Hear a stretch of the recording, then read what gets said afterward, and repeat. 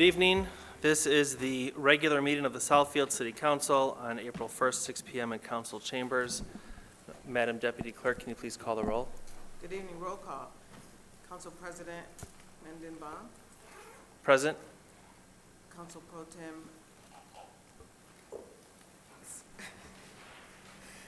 Banks. Present. Council Member Brightwell. Here. Council Member Cruz. Present. Council Member Haynes. Present. Council Member Hicks. Present. Council Member Ho. Here. Mr. President, you have a quorum. Thank you. Can everyone please rise for the Pledge of Allegiance? Pledge allegiance to the flag of the United States of America and to the republic for which it stands, one nation, under God, indivisible, with liberty and justice for all.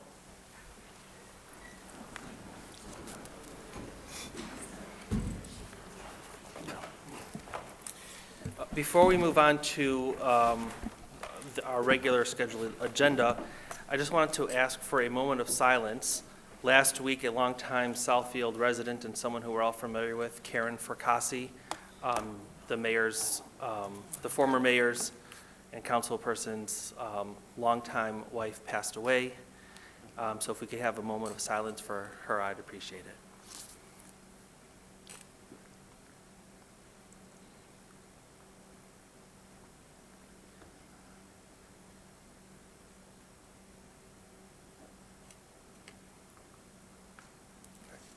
Thank you very much. And now on to happier news. We have several citizen appointments this evening. Councilman Brightwell? Yes.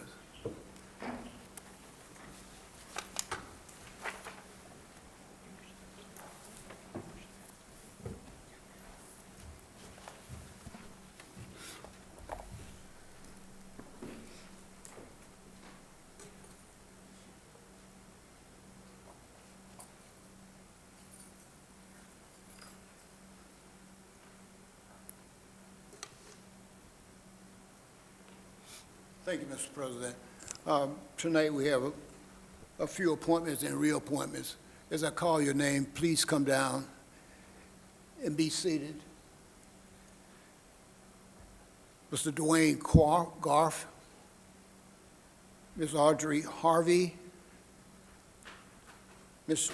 Lanisa Freeman, Ms. Jody Defoe, Marsh Friedman, and Mr. James Jenkins.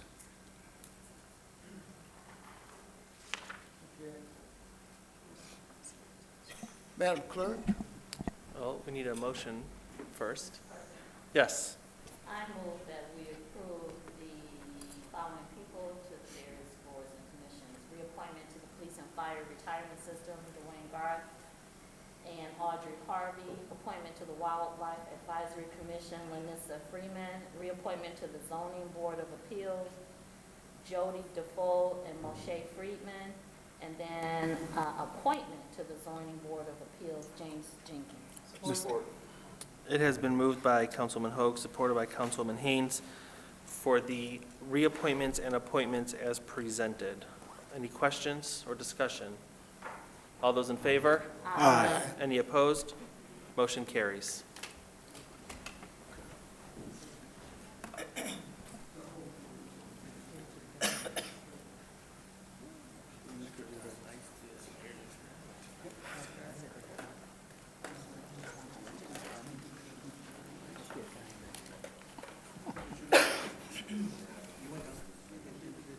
Yes.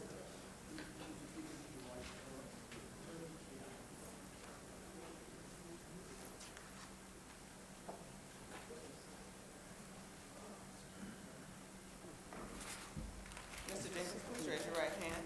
I do solemnly swear or affirm I do solemnly swear that I will support the Constitution of the United States, I will support the Constitution of the United States, the Constitution of the State of Michigan, the Constitution of the State of Michigan, and the City Charter and City of the City Charter of the City of Southfield, City Charter of the City of Southfield, and that I will faithfully perform the duty and I will faithfully perform the duty as Zoning Board of Appeals member as a zoning board of appeals member in and for the city of Southfield, and for the city of Southfield, the county of Oakland, the county of Oakland, the state of Michigan, the state of Michigan, according to the best of my ability.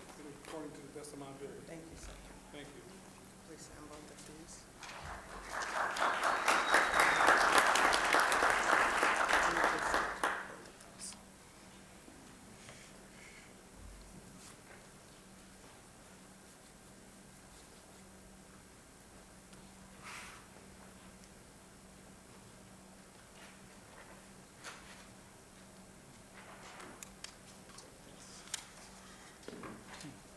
And these are for you. Thank you. Thank you. Ms. Freeman? Please raise your right hand. And repeat after me. I do solemnly swear or affirm I do solemnly swear and affirm that I will support the Constitution of the United States, that I will support the Constitution of the United States, the Constitution of the State of Michigan, the Constitution of the State of Michigan, and the city charter for the city of Southfield, and the city charter for the city of Southfield, and that I will faithfully perform the duties and that I will faithfully perform the duties of a Wildlife Advisory Commission member of the Wildlife Advisory Commission member in and for the city of Southfield, in and for the city of Southfield, the county of Oakland, the county of Oakland, the state of Michigan, the state of Michigan, according to the best of my ability. according to the best of my ability. Thank you. Thank you.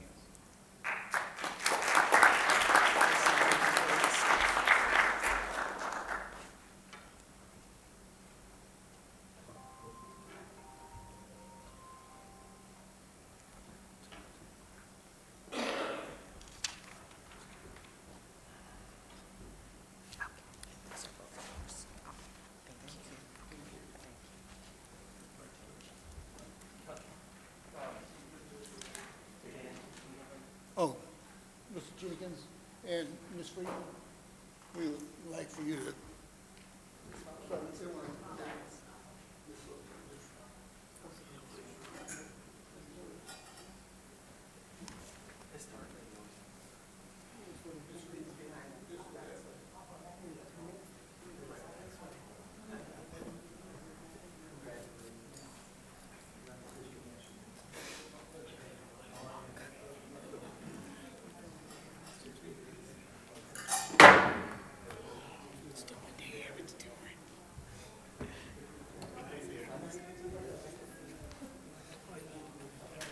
In essence, while they are being congratulated, I just want to thank the boards and commissions, committee members, and also the administrative staff here in the city of Southfield.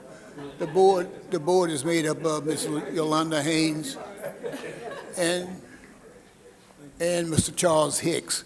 And also, we could not be functioning without the work of our administrative assistants, Ms. Shalita Woods, and also Mr. Zoen's able assistant,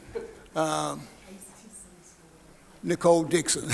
So the committee is definitely being functioning, is functioning. We are reconstituting, and we're trying to fill all the slots we have available. So with that, I want to thank everybody, and thank you very much for approving the appointments and reappointments.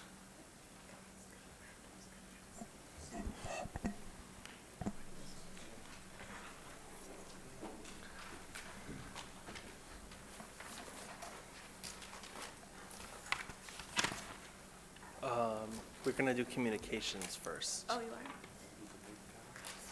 Sure, sure. Did you want to say something? Go right ahead. Thank you, Mr. President, for acknowledging me. I'd just be remiss if I didn't say another congratulations to Mr. Jenkins in particular. I've known him ever since I was 17, and I'll be 50 this year. So I'm not trying to tell your age, but he's been like a father figure to me. He's been like a father figure to me for all those years. And his beautiful wife, Mrs. Jenkins, who's sitting next to him, both of them have taken me in as like family over the years. So I'm glad he's here. And his son and I were roommates in college. So that's how we go back. Thank you. Councilman Hicks? So just one more. I've known Mr. Jenkins not quite as long as esteemed councilman, but we've been church members for years. So you can be what you can see, and through Mr. Jenkins, it was a good role model. Appreciate you, sir.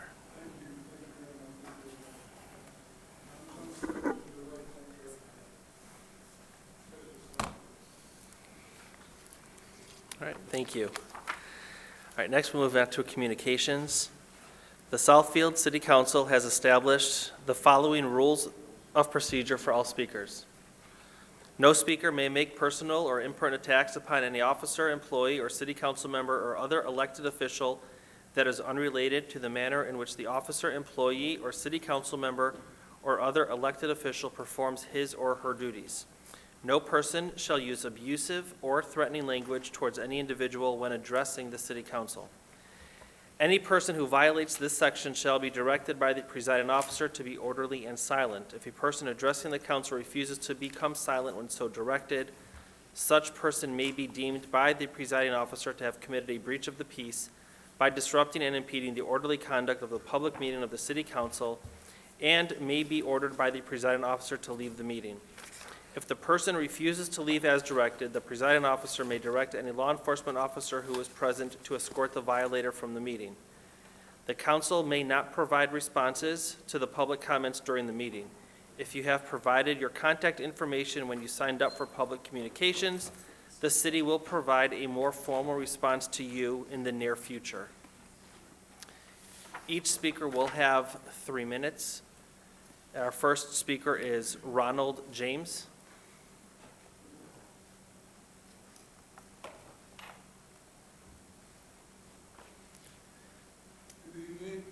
I was here a couple months ago, or maybe even last month, speaking on this situation on 10 Mile in Southfield. I drove by there yesterday. I try to avoid the area, but I drove by there yesterday. This guy, now he has kids out there, children. Nothing is sacred to these people who do these things. Nothing is sacred. How could you have a child out there begging? When you do that, then you have to ask yourself, when those kids get of age, what's going to be there for them? All right?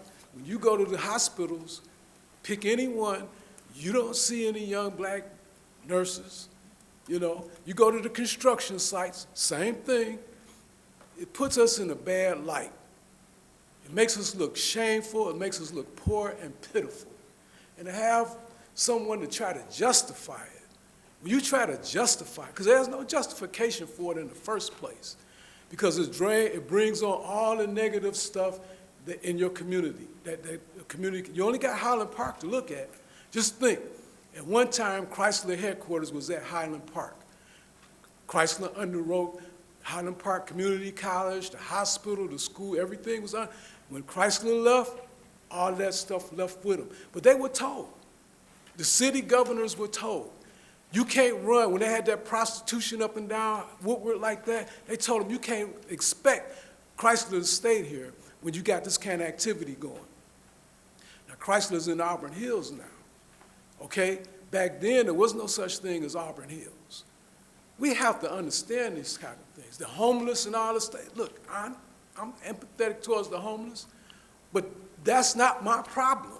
Because if I miss my taxes, you're going to charge me. I'm going to get charged. I'm going to get charged interest. We can't do that. Those kids out there, these guys out there with these alcohol on 10 Mile and Evergreen, and then when you walk into the police station, they want to act like you're the criminal. Okay? We can't do this.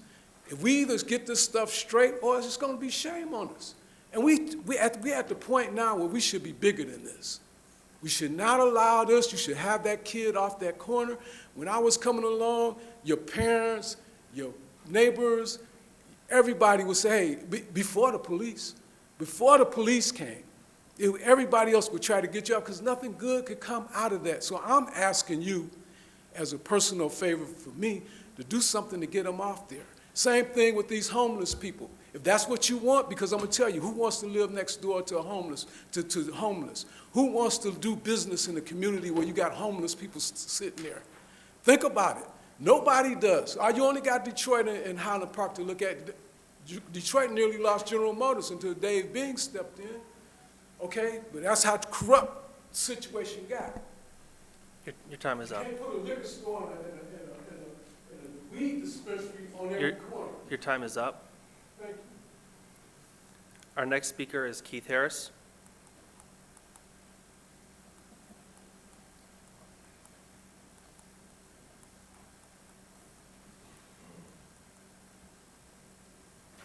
How you doing?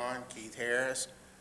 I'm gonna turn around and tell you, this man here, when I used to work construction all my years, when we as black men seen you, we got pride on the job. Please address the council. I'm talking to him because I want him to see me because he gave me something. He made me feel good as a black man, and he was running practically Turner Construction. So when I'm talking about a man and speaking good things about a man, yes, I'm gonna turn around and say, thank you. Thank you. Now, I'm gonna tell you, that man who came up here, he's right. You know, the kids came up with a new name for Southfield, and we're gonna promote it. It's called Liquorfield. These kids deserve a better chance than what we all had. I know I grew up as a roughneck. And I am so glad that none of my kids grew up like me. I am so glad each one of my kids got a degree, master degrees, nurses, you know, a baby boy, police officer. My oldest son is a Green Beret. I'm just so proud of my daughters, executives for Ford Motor Company. But you're right, Mr. Hicks, they have to see them in order to be them. When we put liquor stores in front of our kids, when they get sad or disappointed or having a mental moment, what do you think they're going to turn to? They're going to turn to that alcohol. We have no swimming pool in this city, but we got $400,000 pieces of art coming. Where are we getting the money from the art? I don't think we should dress this city up like it's our living room and don't have a swimming pool for these kids. We need activities for these kids, and maybe he won't be twirling on 10 Mile. I mean, this council is here for a reason. Y'all here for a reason. You know, I was worried about you last week, Mr. Cruz, and I was about to come up here and defend you if you wasn't here. You got to stay so I can finish beating up on you now. I ain't done with you. You know, I'm here to help you grow as well as you're going to help me grow, okay? I need you the same way we needed Mr. Jenkins. He made me proud when we black guys would see him come down in Turner Construction. Don't you ever take what you built for granted. Thank you. Thank you. Our next speaker is Stacy Jackson.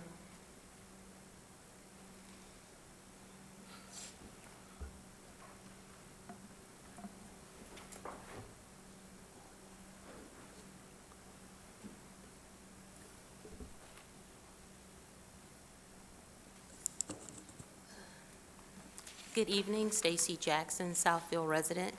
I was not prepared to say this tonight, but who knew I would come here today and meet the legend behind the person I thought was a myth, Mr. Jenkins.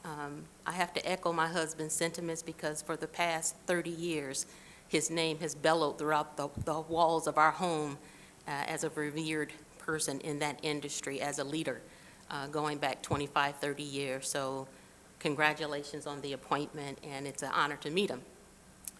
What I would like to say is that the first two speakers, including my husband, reached out in regards to the optics of how we have things set up in the city, how things appear, the image of Southfield.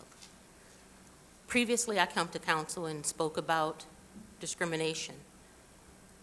And while this council sometimes think that those things are coming from emotion, they're really coming from historic truths. African Americans continue to be marginalized by societal ills. It's a fact, not emotion. Last year, before Lenny Taylor left to be appointed for commissioner, she read a beautiful resolution that was pretty much about peace for the two nations that are war-torn right now. While we all feel for that, those are wars from two nations as far away from Southfield as can be. But no doubt that resolution was presented and read based on the emotion of how it affected and impacted those culturally bound to those two nations battling in war today. There was no mention that we should not support that because it was emotional. However, when your constituencies, largely predominantly African American, when we come to you and say that it's not wise to oversaturate our communities with gas stations and liquor stores, the result in response was that many people on the council said that we had to remove emotion. Emotion is a natural reaction to history. I'm concerned that no one takes that under consideration. We consistently compare to other neighboring suburbs that respected their community to abide by the half-mile rule. Southfield has not done that.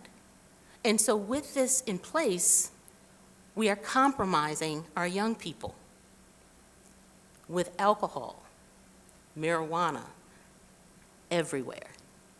That's not emotion. That's marginalization.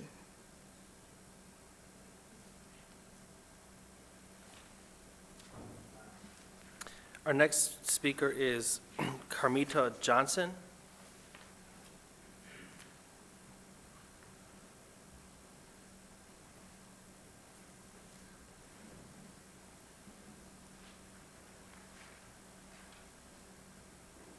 Good evening. My name is Carmita Johnson.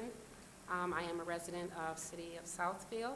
I reside at 27090 Berkshire Drive, and I am the owner and operator of Tots Academy Home Daycare, and I am looking to seeking to transition to a group. Right now, I operate a family daycare. I don't want to cut you off. You're on our agenda later this evening, and you'll have more than 3 minutes Oh, to okay. speak. Thank you.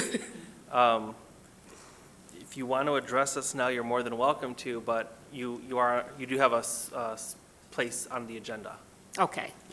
So, Thank you. thank you. And the next speaker also wants to talk about the group home. Is that Vale or Yale Johnson? Is that? Oh, did you have something else, or is it also? Spouse of Carmita Johnson. My name is Ewell Johnson. I'm the spouse of Carmita Johnson Okay, at 27090 Berkshire Drive. so you'll have a chance as well. As well, and later on with her. Yep. Okay, thank you. Okay. Next speaker is Kevin Bond.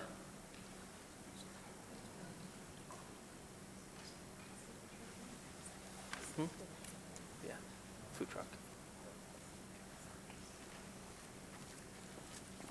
Good evening, everybody.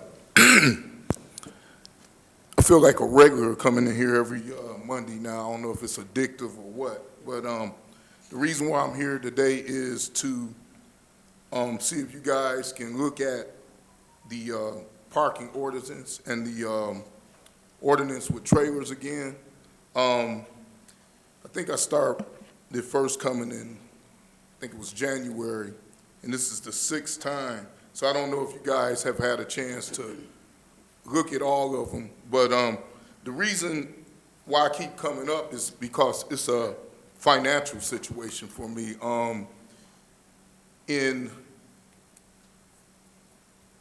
Before 220, which COVID came out, the food truck industry was a $500 million business. Currently, after COVID, it's a $3 billion industry. And what's happening is a lot of people like myself have went into the business. I was a caterer before I bought my food truck, and right now I'm really super busy because the weather's warming up. I think what happened was when I bought the truck, I didn't really understand some of the code and ordinance that you had, because I did all my research and I did everything that the federal government asked me, the state and the county. And actually, my food truck sat in my driveway until, from February last year until November. That's when I started getting notices. And I still couldn't figure it out. And then I just did some research this week, and I found out that you can actually have a vehicle sitting in front of your house from the hours of 5 a.m. to 2 a.m. So I can't have the same vehicle sitting in my driveway for the same hour. So it just doesn't make a lot of sense. So I was just seeing if you guys can, I don't know if you guys have a committee. Also, I came up with some solutions. You guys have a lot of vacant areas in Southfield, and I was wondering if you guys might consider it. It could be possibly a revenue stream. If you could even tax people if they have a vehicle. But the vehicles are small that I'm talking about. In fact, I know I only got a couple more seconds. The vehicles in question, it says 20 feet or less. It can be in your driveway, but your driveway has to be in the backyard. So it's a lot of technical language. I'm just asking if you guys can reconsider the language. And the reason why I keep coming by is because every time I do the research, it always ends me up back here, because the last revision was 2015, and the parking ordinance officially was in 1999. So if you guys can just check it out, I appreciate it. Thank you very much. Thank you. Our next and last speaker is Greg Keeler.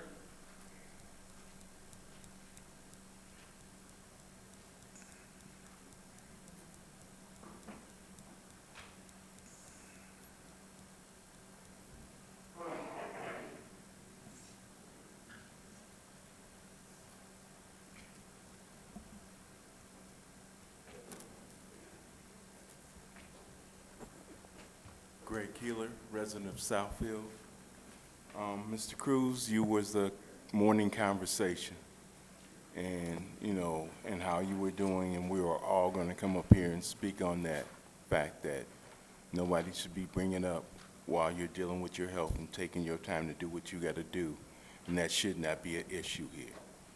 Because I can think of when Ms. Banks called to see how I was doing, that was greatly appreciated.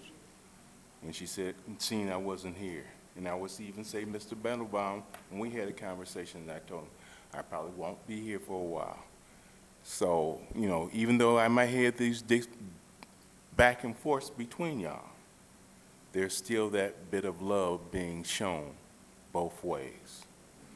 The thing Stacy brought up today was the optics and how things look, and how you're making your rules and this and that. And you say you got to be parked in your backyard.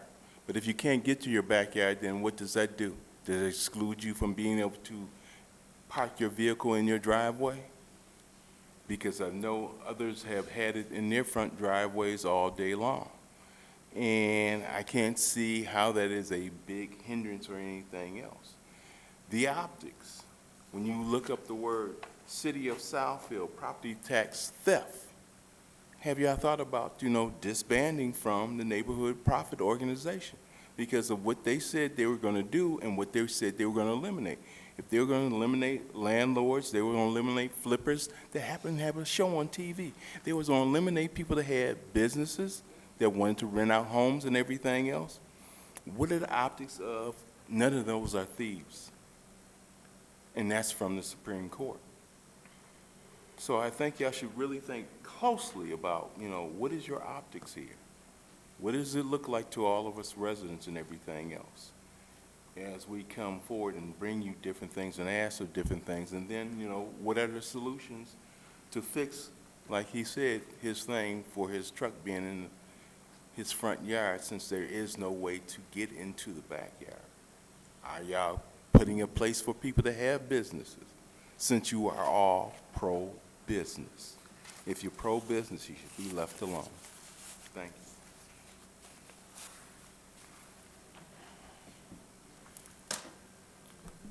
All right, thank you. Next, we have a presentation on our Business and Economic Development 2023 yearly overview. Good evening, Council President Mandelbaum, Mr. Mayor, Honorable Board. I would like to share with you an overview of the Business and Economic Development Department from last year. I appreciate all the support that I received from the City Council, from the Mayor's Office, from Mr. Zorn, all of the working relationships that I have with all of the city departments, especially assessing, building, the DDA, planning, the police and fire. All of us working together make for a strong community and a welcoming community. Working with Oakland County Michigan Works, Centropolis Accelerator, also add a lot of benefit. I'll share my working experience with them from this year. And then our Brownfield Authority, and of course working with our Southfield Chamber of Commerce. Southfield Business Development, Oakland County Michigan Works, and Centropolis strategically developed new and innovative services and alliances to set the stage for a strong future. Our goals include business attraction, business retention, diversification, educating the workforce, and our public-private partnerships.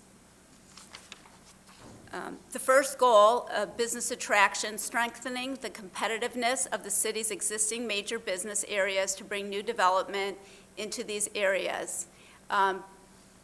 Business development works with Centropolis, Oakland County Economic Development, Detroit Regional Partnership, and the Michigan Economic Development Corporation to market our community across the globe with social media, direct mailings, group and individual meetings, showcasing opportunities available within the community.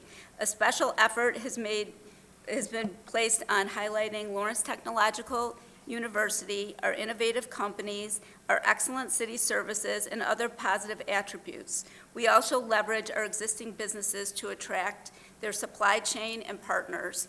And here's a list of the different organizations that I work with. We were pleased that Epitech decided to stay in our community. Eaton Corporation did a major expansion. We were able to attract Bell Tire. A redevelopment opportunity was the Matic Auto. So we were thrilled about that. Another initiative that we've been working on is redeveloping our community, collaborating with the city administrator and department heads in planning, assessing, building, and the DDA. We're able to explore opportunities for alternative uses of our Class B and C spaces. We look to change the dynamic of the community by generating economic opportunities. It's challenging to execute these ideas, but we've thought of different mixed-use opportunities, creative spaces, retail and entertainment, educational facilities, healthcare services, tech hubs, and community spaces and housing. I was on the Brownfields 2023 Planning Committee, which brought international attention to our area. We were able to secure 2 spots on that for the presentations. City Administrator Terry Crode and Ayla Seves were all part of a presentation at COBO. As well, we were able to have a mobile tour at the Northland Redevelopment Project. It brought a lot of attention to the site, and it was great to be part of that initiative. Business retention, supporting existing Southfield business employers to become more competitive, enabling them to expand and grow in the city. By combining networking opportunities with programming initiatives focused on team building, skill development, and community involvement, businesses can create an environment where camaraderie and connections thrive, ultimately contributing to employee satisfaction, productivity, and overall success. Over the year, we've had a variety of retention meetings with our different partners. We've hosted some different programming events, and we're able to showcase business opportunities on our website so people can access that 24/7. We have an event coming up for social media on April 9th. We're excited about that. It'll be in the city of Southfield with Oak Park and Lathrop Village and our Chamber of Commerce. And as you know, we were all Southfield was voted again for the second year as one of the best communities for Black women. So I believe that all these resources help to contribute to that. Other initiatives that we've worked on, we worked with our Centropolis, and we held a health and wellness summit. And Jessica Black, who was one of our clients at Centropolis, has now expanded her presence at the Meyer Rivertown Detroit market. And so it's exciting to see somebody grow their business through our resources and the connections that she made at our event, as well as at the Southfield procurement event. Both of those we partnered with the Michigan Economic Development Pure Michigan Business Connect. So it's great to see her success, and she continues to work on new and innovative products to help grow her soap-making business. And it is really great soap. Other initiatives that we've done through for business retention include our favorite Southfield Community Cup Challenge. Last year, we had a variety of companies, large companies throughout the city participating, and Magna came in first place. It was a lot of fun, and we're excited about the upcoming event. Last year, we did do a variety of events, but one of the main things we did was help raise money for Blessings in a Backpack. We have companies that donated money. We had companies that brought S&P Global brought 450 boxes of cereal. Sun Communities packed over 3,000 snack packs that will be distributed throughout the year. We have companies that have made year-long commitments to Blessings in a Backpack. Kamau came out and repainted all of the playground equipment. It was really a phenomenal event. I do have a whole presentation on that if you would like me to continue after this. Business diversification. Centropolis plays a crucial role in supporting the growth and development of our startups and small manufacturers, particularly in industries critical to advanced manufacturing and hardware innovation. And I'm proud to see Kim here from Drifters Van, who's going to be later on the agenda. But supporting entrepreneurs and small manufacturers with services including access to funding, expert guidance, business resources, product development support, networking opportunities.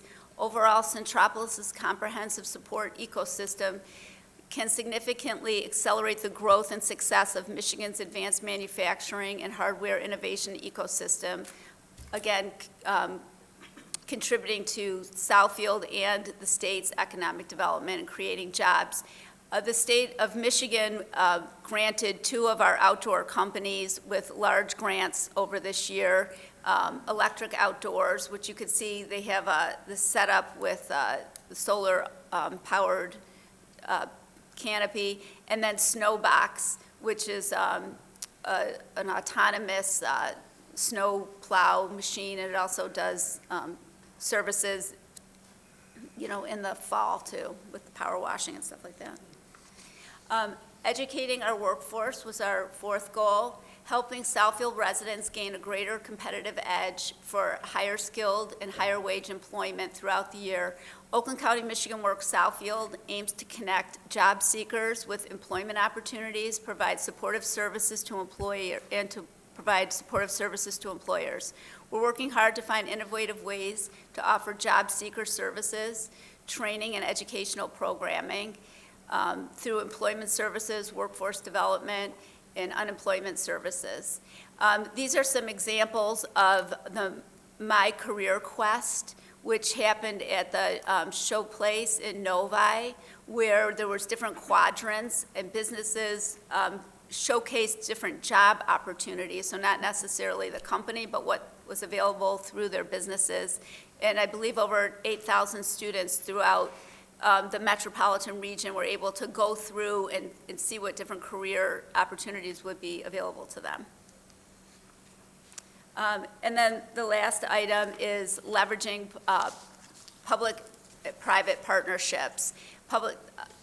They're essential for local governments to efficiently deliver public services, address infrastructure needs, and promote economic development and enhance the quality of life for our residents.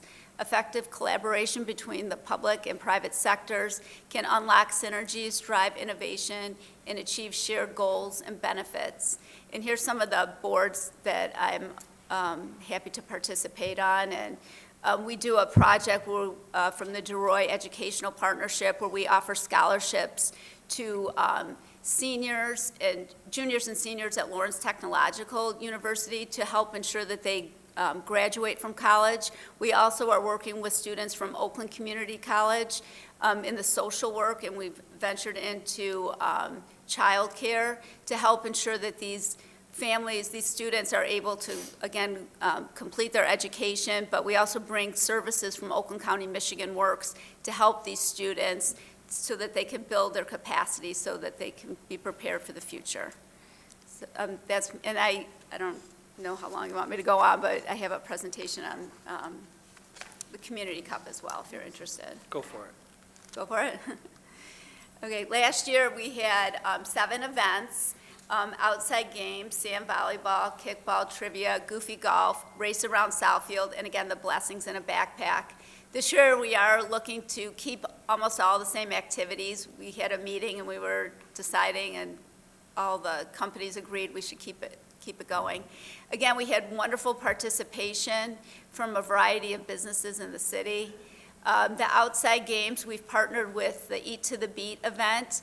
So as the city's city center has the band and the food trucks, we brought in some huge inflatables, and it was just so much fun watching people run through them and play the different games, and it really brought a lot of energy to the front lawn. We had the sand volleyball competition. Our building department really put in a good effort, but we got killed in the end there. And Lawrence Tech, you'll see a theme. They seem to win a lot of the events because they have a lot of student athletes that participate in their activities. The kickball game was just insane. Again, we ended up tying because it was very competitive. But you could see everyone had a great time, and people hung out and watched the teams and supported the entire effort. I know we now have a new team for the trivia. Thank you, Councilwoman Hogue, who's got to get you on the calendar here for the event. But the trivia is so much fun. Everyone loves it. What were you thanking me for? For winning. Hello. We never win. Oh, I think last year, actually, planning did win, so we have to put together a superstar team here this year. But yeah, it's a lot of fun, and people have a great time, and we're going to add a networking component onto this event next year. Our little mini goofy golf event is a lot of fun. People enjoy it, and we appreciate using Evergreen Hills for that event. The Amazing Race Around Southfield gives our business community an opportunity to see all the wonderful things throughout the community. It's a scavenger hunt. We had them, meeting with the fire department, doing fun things at our parks. It's just a lot of fun. And then again, our charity, each year we select a charity to do work. And Blessings in a Backpack was extremely grateful for us, as well as Stevenson Elementary School. We raised a lot of money. The companies really enjoyed helping to spruce up the school. Robert Half brought in a muralist to design a mural, and they paid for everything, and they had different members of the organizations help paint the mural, so that was a lot of fun. We cleaned up everything at the school and did a lot of painting, and it was a great event. So, and you could see that Southfield didn't really do that great, but Magna, next year, we have next year coming up. So it was a lot of fun, and that was our average. We did do a survey. I'm not going to go through all the results, but we did get a 9.2. There are a lot of events, and I think it was some of the companies that was a little overwhelming. But anyway, if you have any questions, I'd be happy to answer them. Councilman Hicks? Well, Shelley, first of all, thank you for your report. A couple of comments and questions. Well, first, again, thank you. One of the things when I first started, we had a meeting on Michigan Works. Yes. And then you all explained all the value-added things that they do. And at that point, I made a commitment to connect you with Dr. Freeman, who's actually in the audience. And you all touch base, and you're going to bring some additional services to our students. So, you know, when you talk about retention, when you talk about attraction, that's one effort to retain our next generation here in Southfield because they feel connected and invested within. The question that I have, which ties to that, as well as other businesses, what are we doing to market and communicate? You know, here are the businesses here in Southfield. I mean, I apologize, but when it's time to go out and take my family out to dinner, you know, there aren't as many options here in Southfield. So you'll see me sometimes in Troy, Birmingham, Ferndale, Royal Oak. Sure. But there are businesses that I do frequent here. What are we doing to communicate the Salcos, the Debo's, the other non-fast food places to show that partnership and commitment to say thank you for retaining your business here in Southfield? How are we going to be able to better communicate and market those businesses to keep them here? Also, what are we doing to go after other businesses? Because when I grew up here, you know, as a teen, you know, we would be at Northland, we'd be at the Americana, that's really dating myself, the Telex Theater. For sure. Now there's no theaters in Southfield. Sure. So what are we doing proactively to seek, you know, those type of industry to bring them back to Southfield? Certainly. So we do appreciate your assistance with Michigan Works and the Southfield Public Schools. And since that meeting, we have been able to get back into the schools. For many years, our staff had been embedded in the schools, working with them on a very regular basis, sharing all of the resources in terms of helping with resumes, teaching etiquette, teaching about future jobs and all that. And that is starting to come back again, so we definitely appreciate it. The partnership committee that used to be is no longer, but we still have relationships and help the schools connect with our businesses to work on a variety of different levels. And we also work with Oakland Community College in the same way, and to try and make all those connections and working with apprenticeships. And one of our new businesses in Southfield that was highlighted at the State of the City is electrical contractor union, and they were excited to be part of this. So we try and make all those connections. A lot working with our Chamber of Commerce. The city is very supportive of the Chamber. We put a lot of resources into the Chamber because I am just one person. Our Michigan Works, Dawn Davis represents the business community. You know, there's only a certain amount of people we have. And now we also have Molly Lalonde from the DDA, who's also been brought into this working relationship. So we're out there pushing out our stuff. We use our social media networks. We use our cable department to share all of our programming and resources. We do mailers. We do a lot of things. We announce them in the calendar and try and get the word out through all these different vehicles.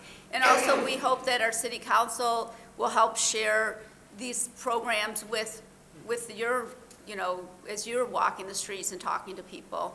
You know, my phone number is out there, it's on everything, so anyone can call me or text me or whatever anytime, just get the word out. So we're happy to do that. And that's how we market the existing businesses. Obviously, COVID was very challenging on our small restaurants. A lot of them didn't survive, and it's hard to get them to come back. And some communities that, you know, and I know that through the city center and the DDA, we're working to make areas walkable and, you know, having that extra synergy. But, you know, it's a growing process, and as we get to that point, you know, Birmingham is successful because people live around there and they walk there, and, you know, they were able to sustain themselves a little bit more than, but throughout the whole state, a lot of our small businesses really have failed, and, you know, a lot of things that you can go online and buy almost every single thing that you need. So, and even a lot of restaurants have turned to like these ghost restaurants where they're just things that are in manufacturing areas where you can order the food and it comes delivered and you think you're calling a restaurant, but you're calling like a Distribution warehouse, center, distribution center. Even the grocery stores are going towards that model as people enjoy having things delivered to their homes. So it's really hard getting people to invest in brick and mortar locations and really supporting them. But like our workshop that we're having on April 9th, is about helping small businesses. And again, having Molly here, it will be a great resource for us. She came from a background of traditional downtowns. And as we redevelop the Northland mall site, the former mall site, Contour's been doing an incredible job of attracting and creating new, nice, clean space for small businesses to open in. You know, that's the other challenge. A lot of space is, you know, it's privately owned. So, you know, as people venture into space, they sometimes sign leases that they don't know what they're getting into. And, you know, we try and educate the business community as they're going through planning. You know, Terry will share those contacts with me so I can connect with them. We have a lot of workshops with the small business, SBDC, you know, a lot of different organizations that are available to help small businesses. We have resources on our website to help people, you know, to get loans to help them. We work with Oakland County and their Thrive program. So we're out breaking up all the opportunities and sharing resources. I know the library's hosting an event on April 11th with Oakland Thrive. They've had a lot of workshops over there. So we're attacking it at all different areas. And then regarding attraction, the planning department and the DDA and I are, I'm on the host committee for the Michigan International Shopping Center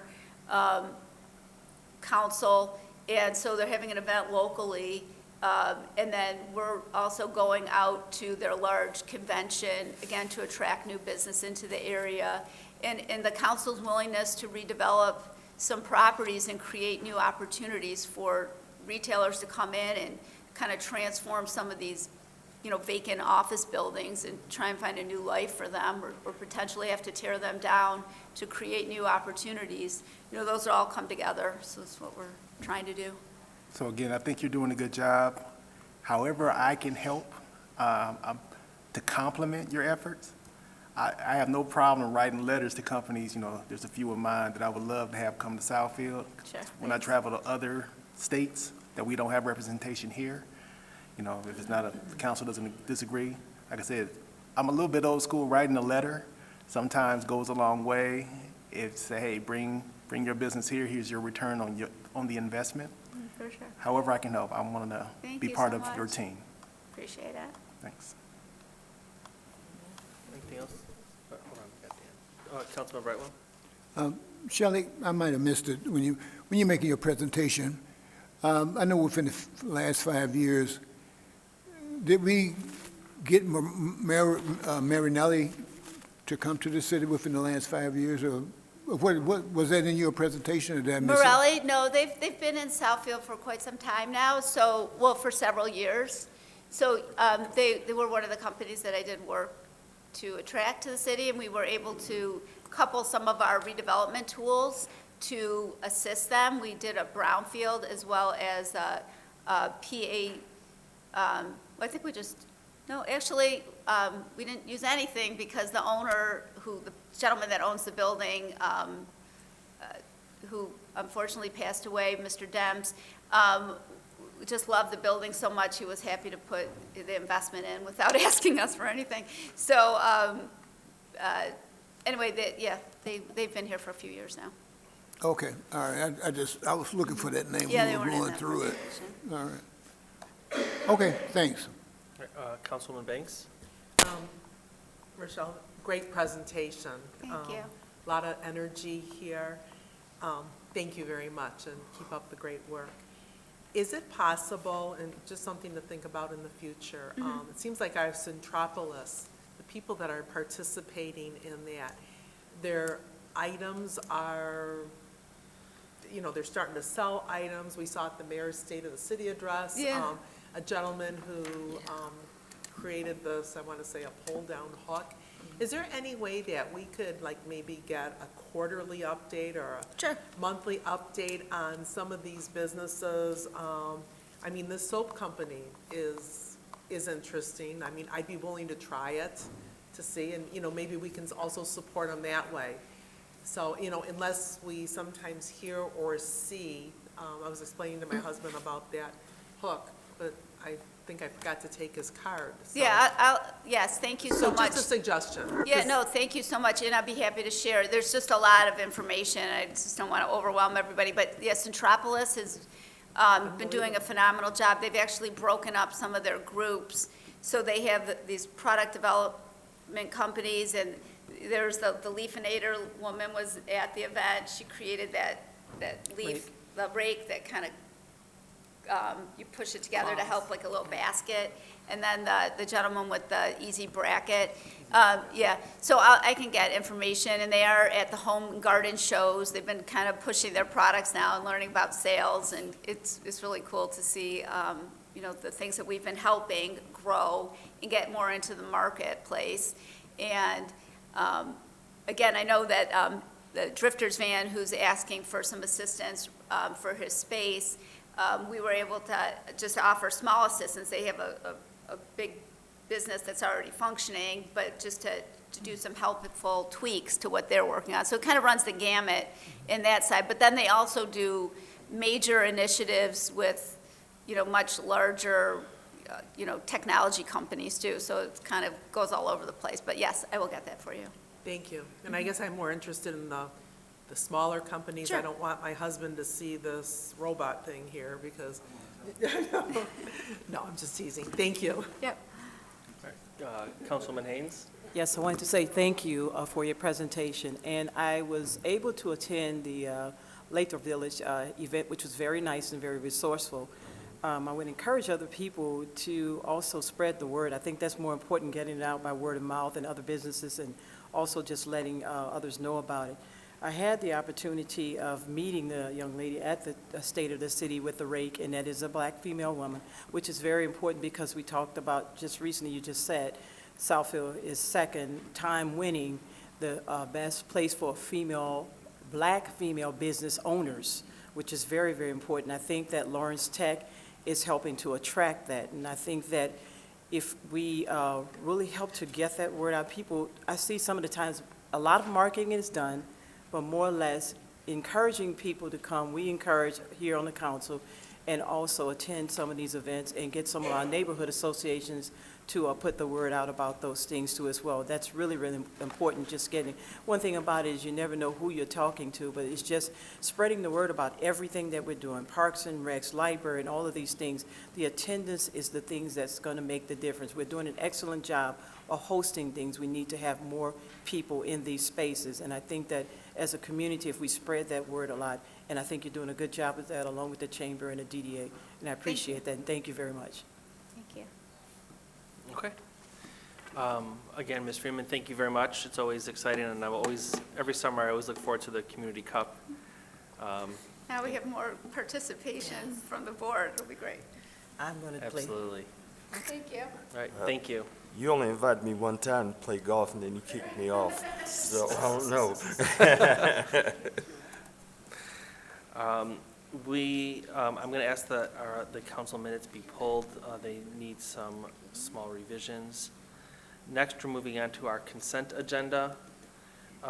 These are items that are considered routine, non-controversial, or have previously been discussed. Council, are there any items that you wish pulled for further discussion? Mr. Okay. President? Yes. I'd like to move that we approve the consent agenda, items A, B, C, and D. Support. It has been moved by Councilman Cruz, supported by Councilman Hicks, to approve consent agenda item A, which is to schedule a public hearing for a single lot special assessment roll. Item B, the receipt of bids for replacement of a wash rack bay door. Item C, authorization to purchase a replacement vehicle for the police chief. And item D, a request for a public hearing date for the CDBG program for the 2024-25 annual action plan and the 5-year consolidated plan. Any questions or discussion? All those in favor? Aye. Any opposed? Motion carries. Thank you. Next, we have 2 ordinances to enact. Mr. President, Yes. I move that we enact ordinance number 1784 to conditionally rezone the .86 acres of land at 29201 Telegraph Road from EROM Education Research Office to B3 General Business. Can I do them together? Separately? Separately. Okay. Support? It has been moved by Councilwoman Hoag, supported by Councilman Hicks, to enact ordinance number 1784. All those in favor? Aye. Any opposed? Motion carries. Mr. President? Yes. I move that we enact ordinance number 1785, PZR 23-0004, the request to rezone 1.25 acres of land at 23055 Telegraph Road from I-1 Industrial to B3 General Business. Support? It has been moved by Councilwoman Hoag, supported by Councilman Hicks, to enact ordinance number 1785 as presented. All those in favor? Aye. Any opposed? Motion carries. Thank you, council. Next, we move on to agenda items for discussion and/or action, and our first item is the approval of a cost increase for the 2023 local hot mix asphalt road rehabilitation project. Good evening. So the Civic Center Pathway Rehabilitation from Berg Road to Lasser is a budgeted fiscal year '24 project. To most efficiently proceed with the construction, we're proposing a $288,000 change order to the existing 2023 local asphalt road rehabilitation contract. The expenditure request of just under $360,000 includes contingencies and construction engineering, and this will be funded out of major streets. Any questions, council? Okay. Mr. Chair, Yes. I move that we approve the cost increase for the 2023 local HMA road rehabilitation project as presented. Support. It is moved by Councilman Brightwell, supported by Councilman Cruz, to approve the cost increase for the 2023 local hot mix asphalt road rehabilitation project as presented. Any questions or discussion? All those in favor? Aye. Any opposed? Motion carries. Thank you. Thank you.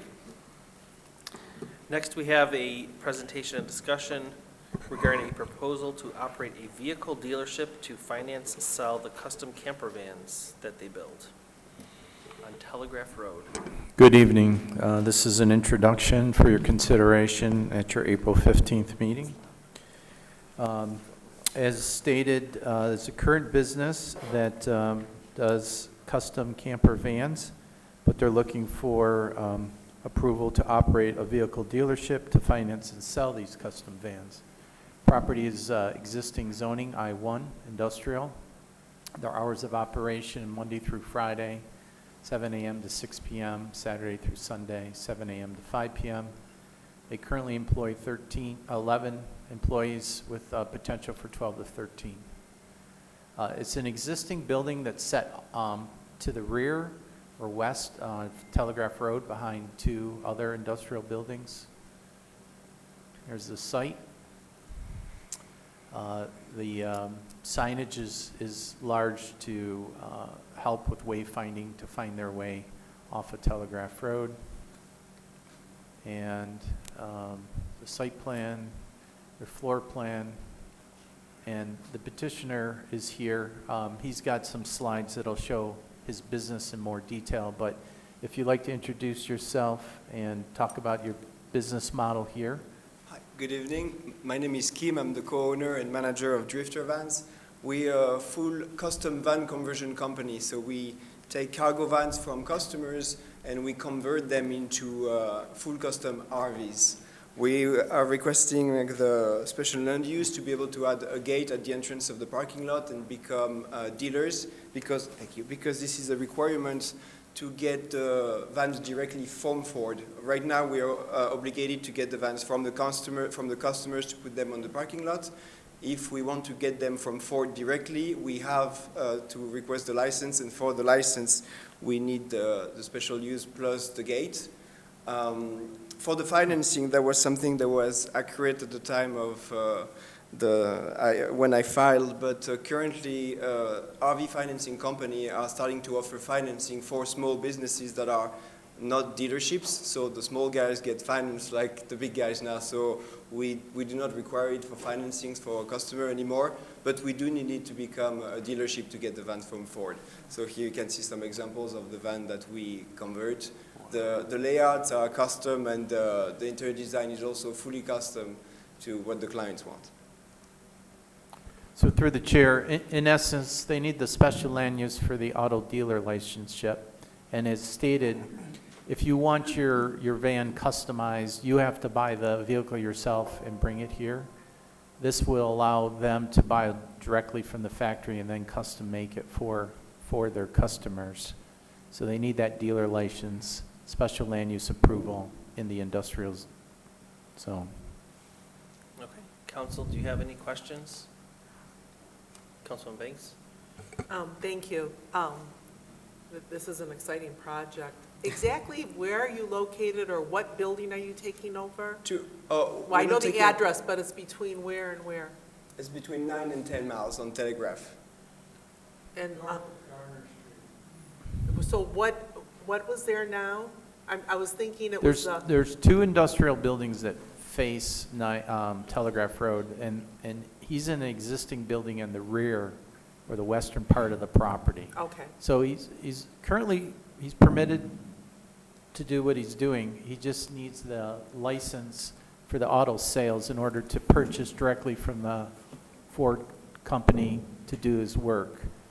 So there's no major changes to the outside other than he's required to have a secure gate at the rear of his property. It's more about the special land use to allow him to have the auto dealership license. So we have a repair license currently, so we don't sell the vans. We convert the vans that are owned by clients already. So it's going to be the same. We have the same amount of vans. Thank you. We have the same amount of vans on the outside. The only difference is that we will own the van because we'll buy them from Ford and then sell a final product to the clients. When currently the van is already owned by the client, we convert it and we sell them the conversions through our license. That's just a different way of doing business, but it will be exactly the same for the building and the parking lot. Thank you. Councilman Brightwell? Would this increase your volume? This change that you're talking about, would this increase your marketability or your volume? We are growing the business, so we have more and more vans. We've been growing it for the past 3 years, but the license itself, no, will not grow the business. Right now, we're doing 24 vans a year. We're trying to get to 32 in 2025, but that's not relevant to the license. That's what we're trying to do either way. Right, well, I'm just trying to get it. Is there a probability, let's say, congestion there, you have too much product for your location once you start doing this? We'll never have more than 6 months worth of van, which is around 20 vans on the parking lot. So that's not really gonna put much more van on the lot at the same time, because we would get the vans from Ford 3 times a year, not one time 33 vans right away on the parking lot.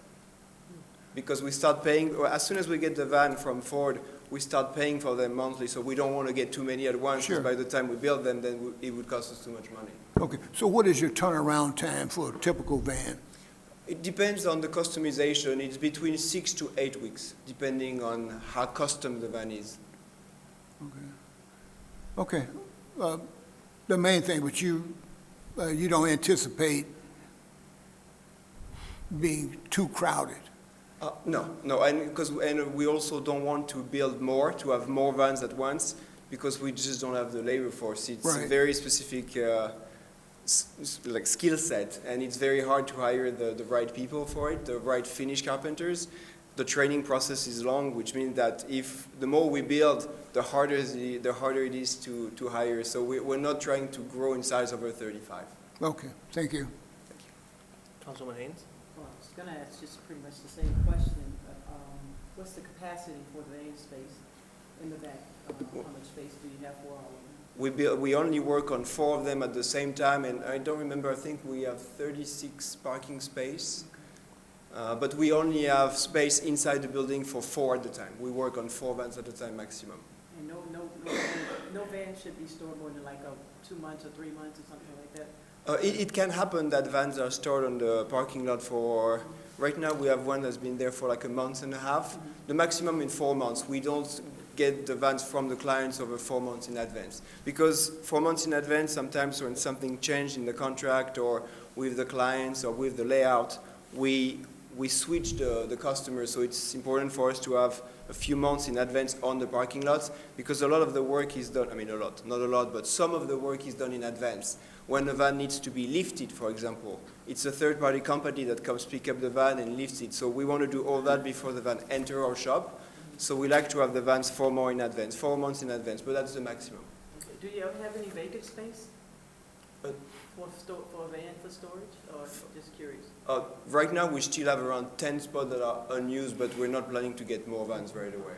But we could. We could. All right, thank you. Thank you. Okay. The only question I have is this building is in the back behind 2 other buildings. How are people are you planning to put signage along Telegraph? We asked, it would be nice. So the main buildings, the front, are owned by Stindevco, which is the owner of the building we're in. And apparently, he has the only one. We're not allowed to put another one. It's okay because we don't have a lot of customers coming in person. A lot of our customers are actually from all around the U.S. It's really 20% of our customers are actually from Michigan, but from everywhere in Michigan. Sometimes they come once. But it's not a walk-in business. Like they contact us on the phone, everything is done in advance. When they come, they have the address, they know exactly, but it's not really a business where you walk in. It did happen a couple of times, but it's very rare. So you're not expecting a lot of walk-in customers? No. Okay. Just riding their bikes. All right, so this will come back to us in 2 weeks for a public hearing on the That's special correct. land use? Mhm. Okay, council, any other questions? Okay, well, thank you very much, and we'll see you in 2 weeks. Thank you. All right. Next, we have a presentation and discussion regarding a proposal to build and operate an adult-use marijuana retailer on Northwestern Highway. So, again, this is a special land use site plan request from Cloud Opportunity at 28610 Northwestern Highway. Many of you may be familiar with the site, is referred to as the K Center.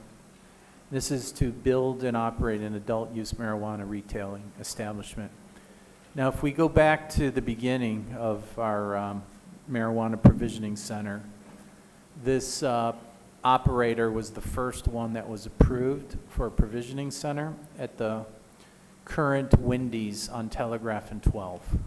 So they were the first one that got approved. And due to some franchisee and franchisor legal issues, they never were able to move forward. So we had a total of 3 provisioning centers that were approved. This would be a net of 3 because they're relocating from the Wendy's site to here. So they were originally approved at Wendy's. That's not moving forward for litigation purposes.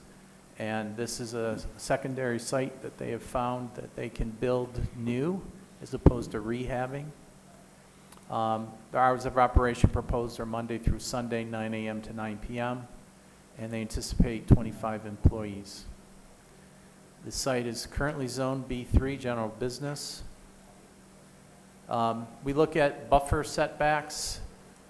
So there's no residential district use, drug-free school zone, any other adult regulated uses, religious institutions, child care facilities, or parks within the 500-foot buffer, which is shown in yellow. There's also a 1,500-foot setback buffer for medical marijuana provisioning center. There is none within that. An adult use marijuana retailer. Now, there is I think a payday loan shop located off of 12 Mile, but they have an agreement to relocate that shop to another location should this move forward. So they have a current lease that they are going to buy out to relocate that shop. They have previously received a lot split to create a separate lot on the site, which meets those buffer requirements. And I should point out that this L-shaped concrete drive was previously part of Northwestern Highway Service Drive. That was abandoned by, I can't remember if it's Road Commission of Oakland County or MDOT. The property owner purchased that. That is under private ownership and is not part of the right-of-way. That will be reconditioned to allow access to the site. And this is the proposed site plan with landscaping. Their floor plan, I believe they have 27 security cameras, both inside and outside. Building elevations. So the entire building will be cultured stone or the hardy board with some shadow lines and different color variations. And parking is from the north side. The main entrance is the north side of the building. And eventually this will be part of a multi-phase development for the Case Center, which is approximately 5.65 acres.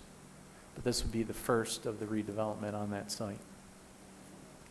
So if the petitioner wants to come forward and introduce yourself, talk about your business operation, and answer any questions that the council may have. Thank you, Mr. Cruz. Honorable Mayor, distinguished council members, thank you so much. Glad to be back in front of you again. So as Terry mentioned, this is an adult use cannabis facility at this site. I think a couple things to point out.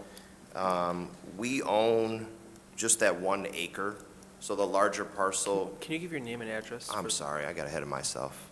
John McLeod, 313 Park Avenue. Thank you. So we own this 1 acre parcel. So the parent parcel is 6.2 acres. And that parcel will split this rectangle, so to speak, where our site is actually a little bit bigger than what our site is. But so that's all we own. So the rest of the 5.2 acres, we have no ownership in. Now, as Terry mentioned, this is the first development on that 6.2 acres, which will be followed by 2 other developments, one which I believe is a 12-mile development and then one which is a Northwestern Highway development. I can't speak to those.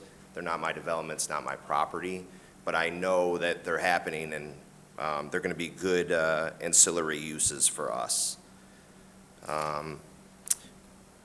So this will be proposed to be our 3rd Bloomery location, which is a new brand name that we've had. Previously, when we got approval in Southfield at the Wendy's, we were Cloud Cannabis.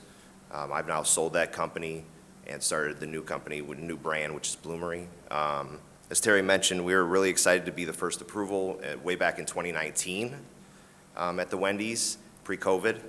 But then when COVID hit, that Wendy's became the, I guess, most successful Wendy's franchise in the Midwest.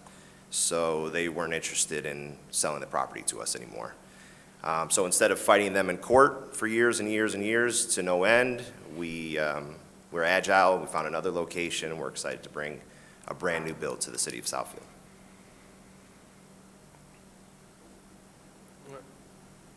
Councilman Hoag. Thank you. This is more so to the planner. This would be it, the last facility, no more unless we change that number, we the council. Is that true or no? What I try to, I want to answer that as honestly as possible. Please. Right now, this is the 3rd of 3 potential sites that can meet all those requirements. What I've said, though, however, is that first they have to have the proper zoning, which is B3. And then they got to meet all those separation requirements that I listed up there. Now, sometimes we have a religious institution that moves into an office building, so it's not a traditional church, but then we have to look at those separations. Sometimes one of the buffers closes down or relocates.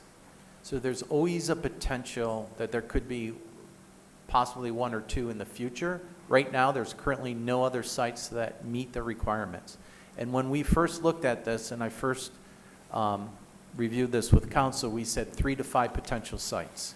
Because based on everything at the time, best of our knowledge, we look at our zoning map, we look at GIS, we actually do windshield surveys, and we say there's only real three feasible locations, one of which was the Wendy's.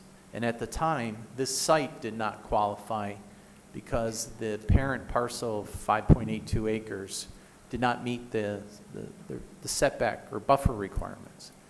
Subsequent to that, before we conclusively knew this 1 acre parcel at the time was being planned for the Wendy's to relocate here. So when that got separated off, that made it potentially eligible for marijuana provisioning. So all I can tell you is, as of tonight, based on existing conditions, there's no other sites that could be eligible. Now, if you recall, council has the approval to consider rezonings to B3, and in most cases, we've advised that if you're going to consider a B3 zoning, you do it as a conditional zone and eliminate potential unwanted uses, which may include marijuana. In other cases where we've looked at B3, they're surrounded by residential, which automatically knocks them out of the running.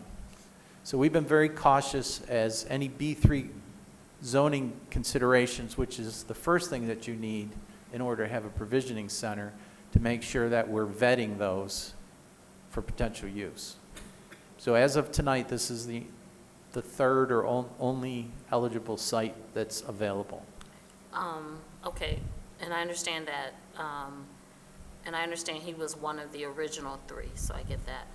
I have a final statement, but one other question to you. Can you give me some identifiers to tell me where it's at? Because I can't visualize it.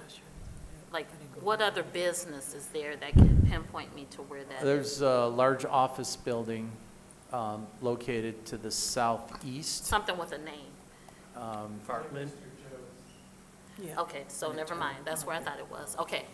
So that's it for my questions. This is more so a statement to the council, is that after this, I don't want any more in the city for what my vote could carry, because we're not that large of a city. I've driven around the existing 2 that we have.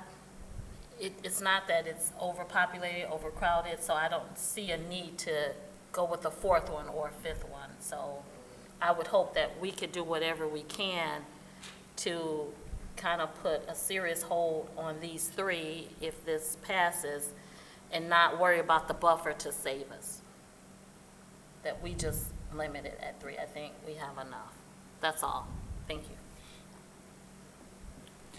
So if I could, the one thing that the recreational state law does say, that the city can limit the number of those types of businesses. So the state law gives you that ability, whereas some of these other uses that we've been talking about recently, Right. you can't necessarily do that. So can work with our city attorney to make sure that gets put in place.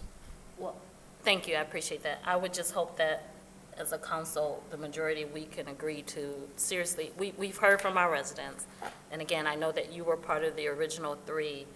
And even if we didn't hear from the residents, I think we have enough that could satisfy the demand as it is. And I would like to see us put a limit on any future facilities. Thank you. Councilwoman Banks? Thank you. And this is to our planner. The 3 out of the 5 potential sites, the 2 locations off of 8 Mile Road, aren't they zoned industrial? Okay, again, there's 5 different types of marijuana businesses. If I could just take a minute. Yes. There's testing. They're allowed at anywhere medical office is permitted. So the testing of marijuana is permitted anywhere OS is. Then there's secure transport. There's the provisioning center, which is similar to retail, and that's the 3 that we were just talking about. Then there's grow processing, and there are, I think there was up to 12 potential sites along 8 Mile, and it's in their industrial district. And since the question came up at council president's meeting, I did have this slide put in, and the area that's shaded in yellow is the only site that is currently operating and approved as a provisioning grow center, and that's on 8 Mile. So the grow provisioning, there was potentially up to 12 sites. They do have a separation requirement from other marijuana uses.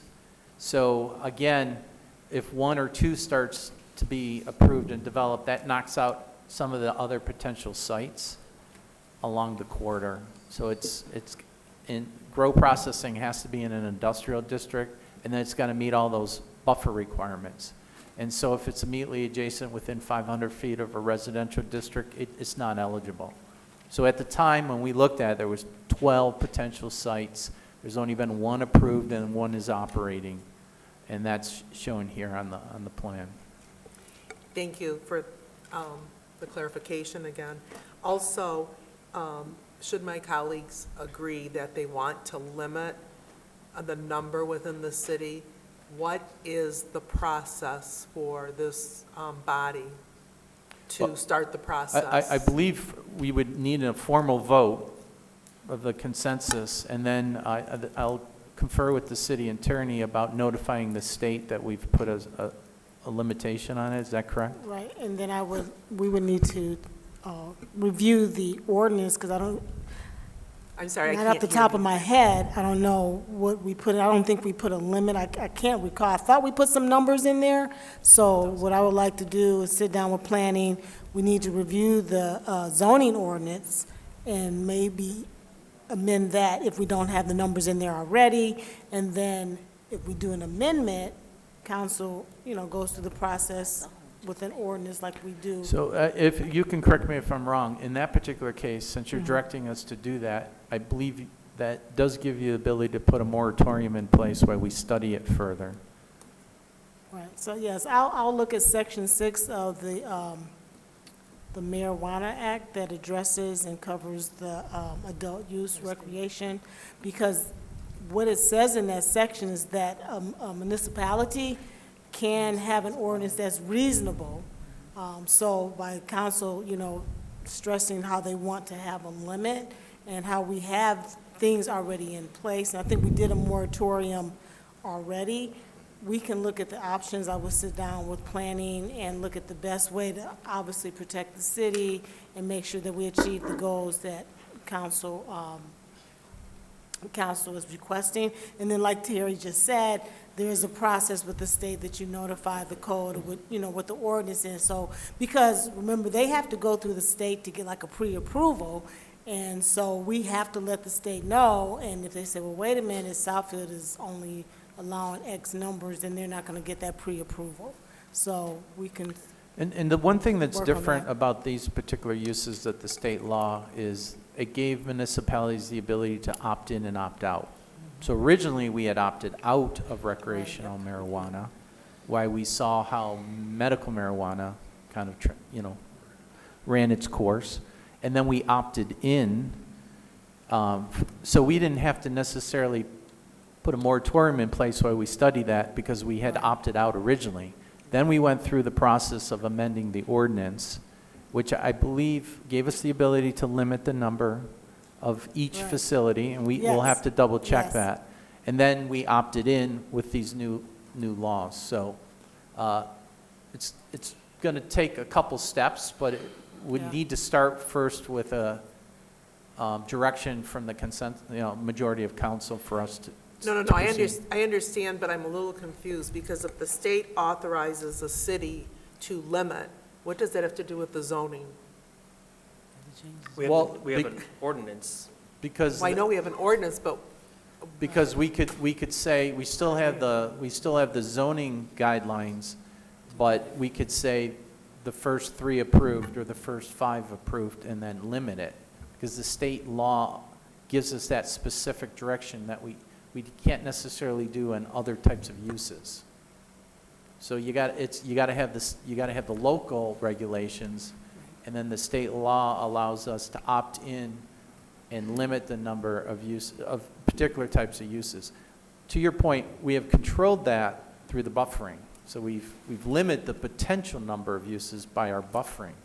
And our buffering separation is consistent with other type of similar uses so that we can defend ourselves. We're not being arbitrary and capricious about making up standards. And that's how we got to here today.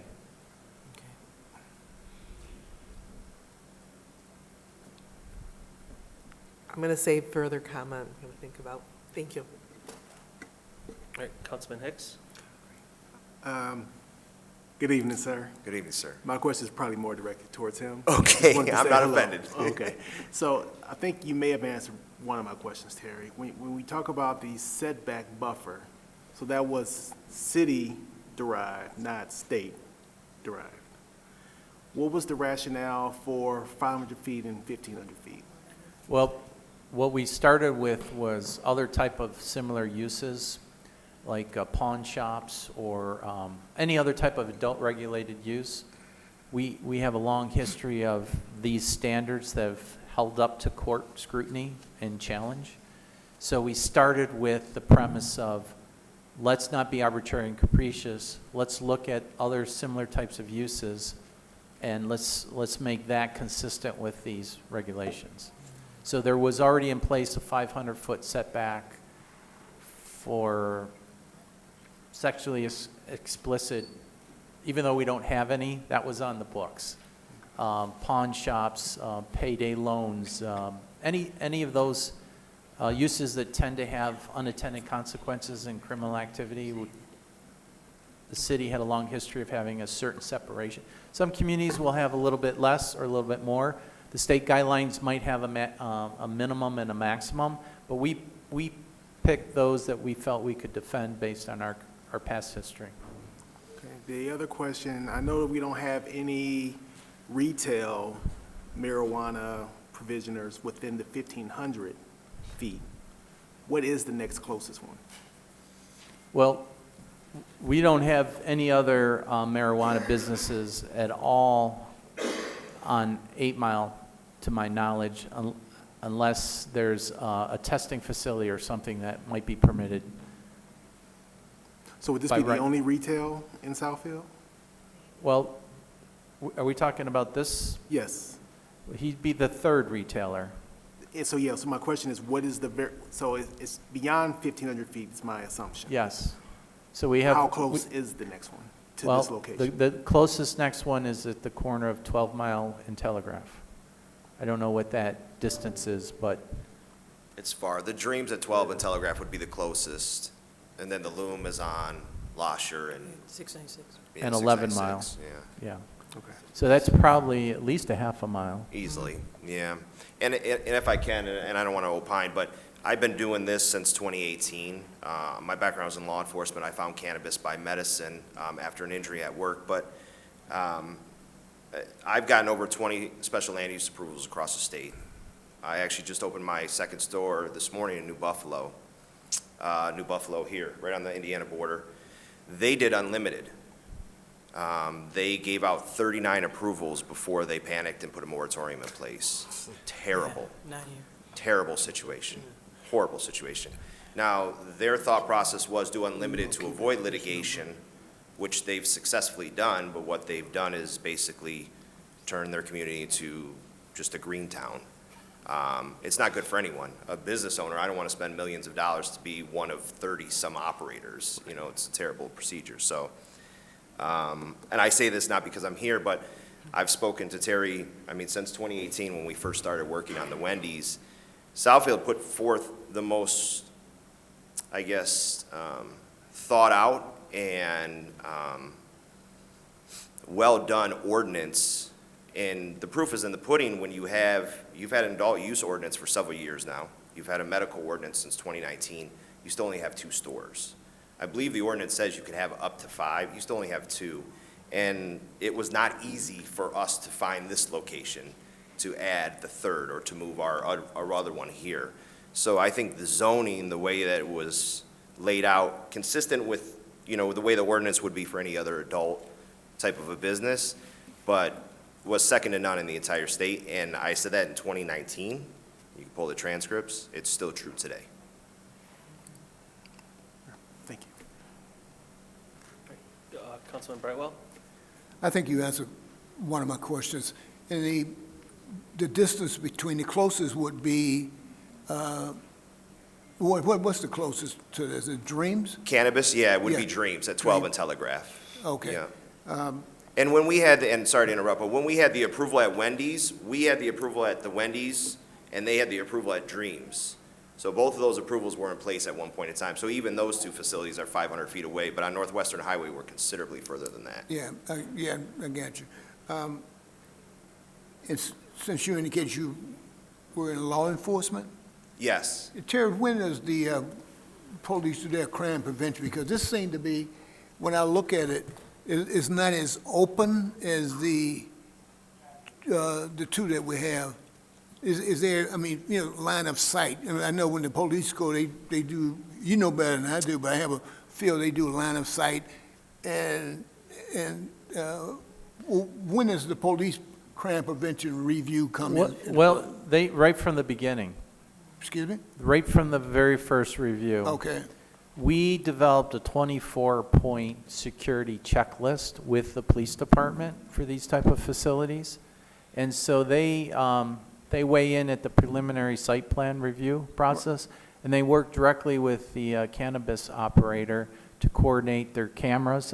I believe you said you had 27 cameras that are, give or take, right? Yeah. But they're wired right into the police department. That's correct. So they have to be part of approving the security plan before they can open up. And so in the past, we've had, and I know the police chief has personally been involved in inspecting the other two. Mm-hmm. So before we issue any certificate of occupancy, we make sure that the police department is signed off. Okay, so you said the police department has already signed off? Well, they already gone through the initial 24-point security checklist. Sure.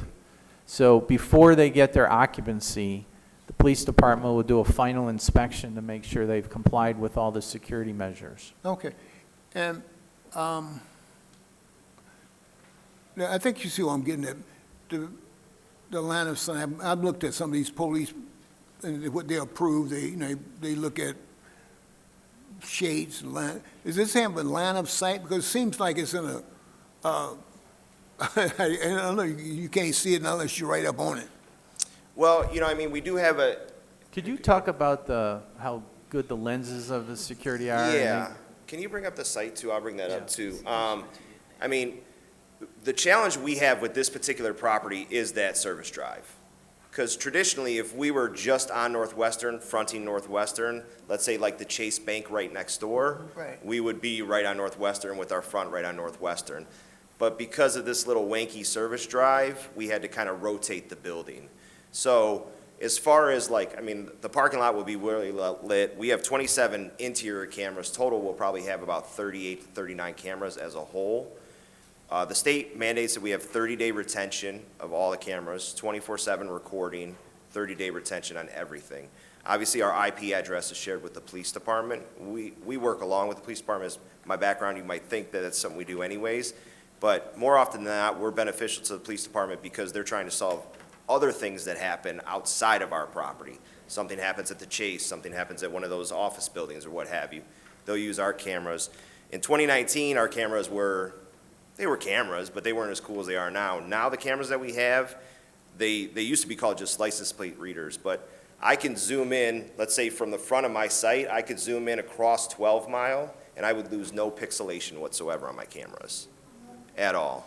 So it's like very, very high tech, the amount of security and safety features that we have in place. Okay, so you're telling me cameras will be deterrent? Cameras will be a big deterrent, 100%. I mean, first of all, you can't walk into our facility. When you go into a cannabis facility, it's not like walking into a liquor store where you just walk in and you just grab the liquor off the shelf and you go up to the counter. Everything's behind counters. It's all secured, right? Okay. And the first thing you do is you come in and you have to identify yourself, show that you're over the age of 21. This is a gating item. You can't get in past that point. So there's a level of security there. When someone comes in, they know they have to identify themselves. If they don't, they're not coming in. Okay. So that takes away one step of it. The other thing too is we're gonna have physical security on site as well. So that, including with the cameras, the lighting, et cetera, is quite a deterrent. And like I said, 2020, we opened our first store. We've had two, and I had 15 stores. We had 2 incidences of crime. One was in Detroit where someone drove a stolen car into our building. And the second one was at our Utica store when someone threw a brick through the glass. But that was it in 5 years almost, so. I feel comfortable with that. As a guest, I visited one of the existing stores, and I was made aware of the security that's there. And I would have to echo what Ms. Hogue said. I would like to limit what we have. I mean, once this one is in place, and just limit what we have once limited to 3. So that would be the extent of it. But Can I second that? I definitely appreciate your detail to security, simply because the less security we have, the better image Southfield has. I mean, the less crime we have, the better image we have here in the city of Southfield. Thank you. Yeah, no question. If you Thank could just confirm, besides the cameras, you got on-site security person in the building. Correct. You stated that at the close of hours, they escort the employees out to the parking lot. And then for the remainder, until it opens the next day, you have on-site security in the parking lot. Correct. So during operational hours, we'll have a security inside. Basically, it's just a physical presence. They really don't do anything other than look tough, right? So then at the end of the shift, they'll walk, when our employees are done at the end of the night, they'll walk them out to the cars, make sure they get to the cars, and then they'll remain on the outside in a patrol vehicle with an overhead light, and they'll remain on the outside until our employees come in the following morning. They'll walk them in, and then they'll take their place on the inside from that point forward. The other thing too is I started an Association for Cannabis Safety and Security in Michigan. So what we've done is it's a ragtag group of volunteers of all the safety and security people for all the cannabis companies. It's an information sharing unit that we've put together for crime prevention. Okay. Because the state, we have to report, if there's any illegal activity that takes place on our site, we have 24 hours that we have to mandatory report to the state. Well, we can do that. That doesn't mean the state shares any information with the rest of us. So if Dreams essentially got broken into, they wouldn't tell us over on Northwestern Highway. So we started this group to kind of share that information internally in and of ourselves. So it's, I mean, with my background, it's top of mind. Yeah, that's good. I mean, I've been places where, like, associations share the good and the bad. Correct. And what's happening, because you know it's coming down your way if Correct. If it's happening one other place, it's happening there. Yeah. Thank you. Thank you for that. Councilwoman Haynes? Okay, you mentioned something about 6 acres, that you had no understanding what they were going to do with that, but it's associated with where you are.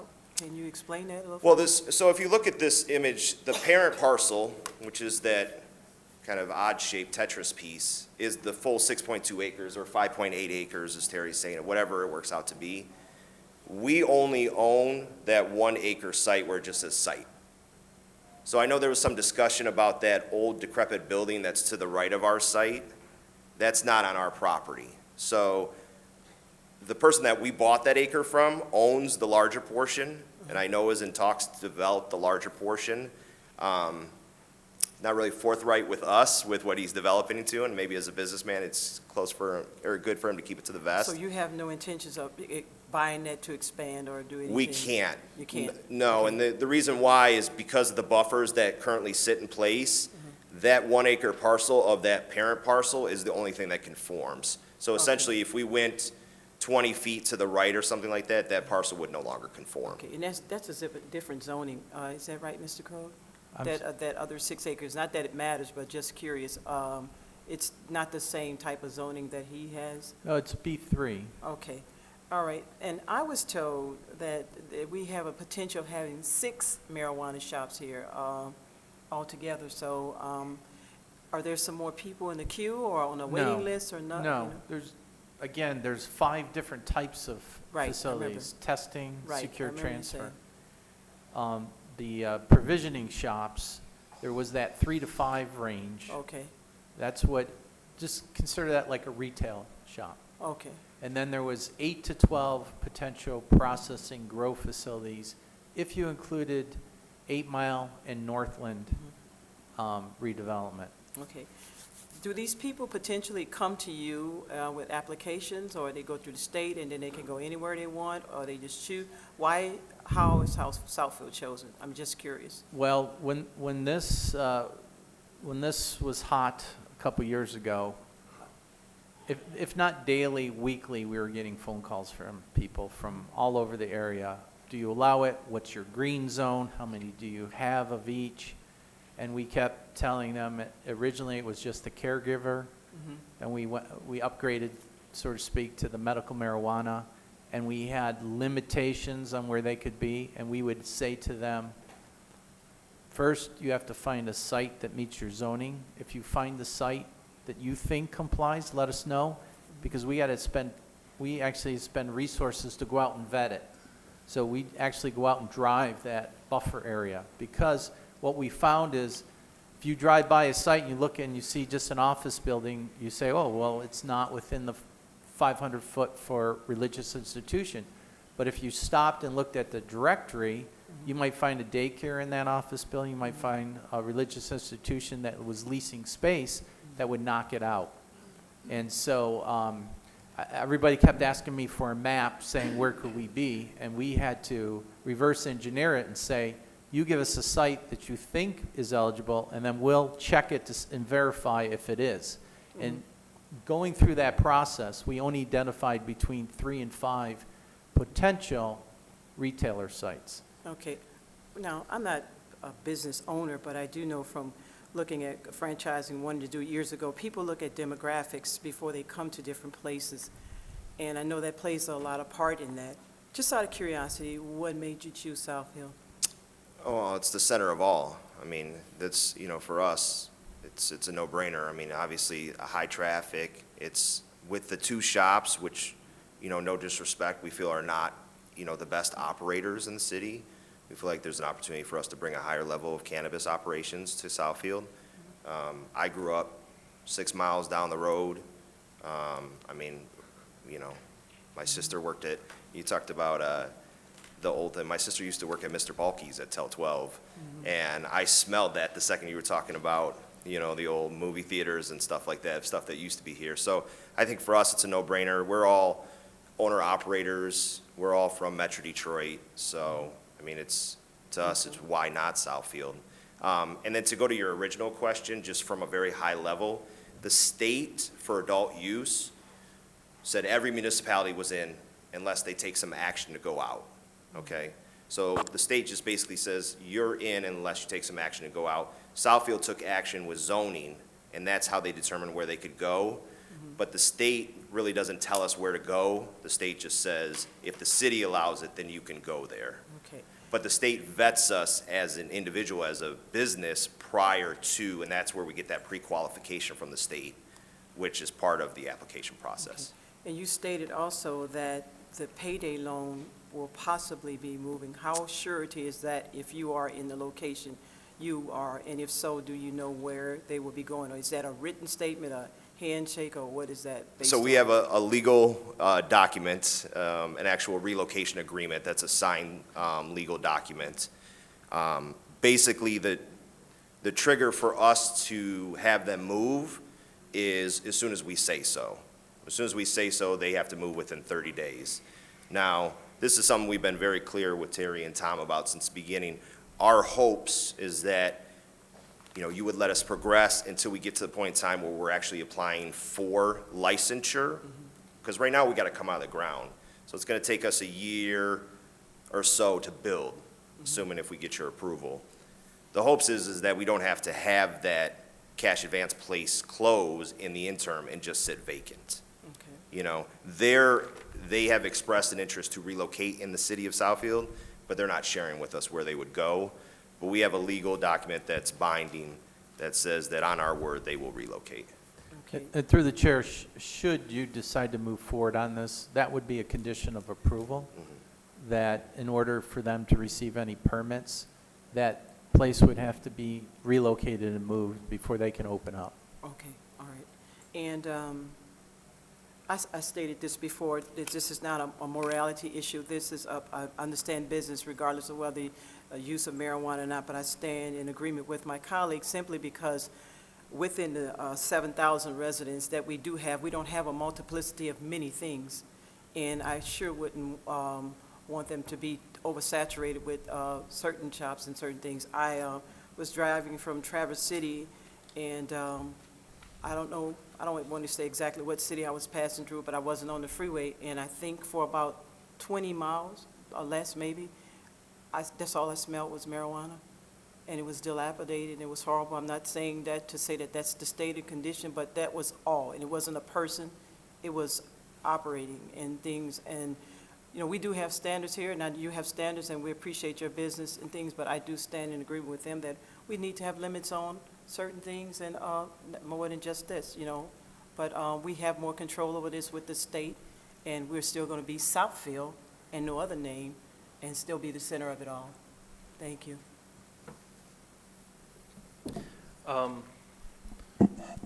Looking at the site, is there a reason the parking lot is in the back? It's that same thing, because of that Wanky Drive. Because really, if we put the entrance in the front, you're walking all the way from the back all the way to the front to get there. So just from a path of movement, it's just it's pretty awkward. The other thing too is there is a consumer that likes the discreetness of that, where they're not putting their business out on a major roadway. Okay, so then in this picture, all the way on the top, is that a driveway going to where?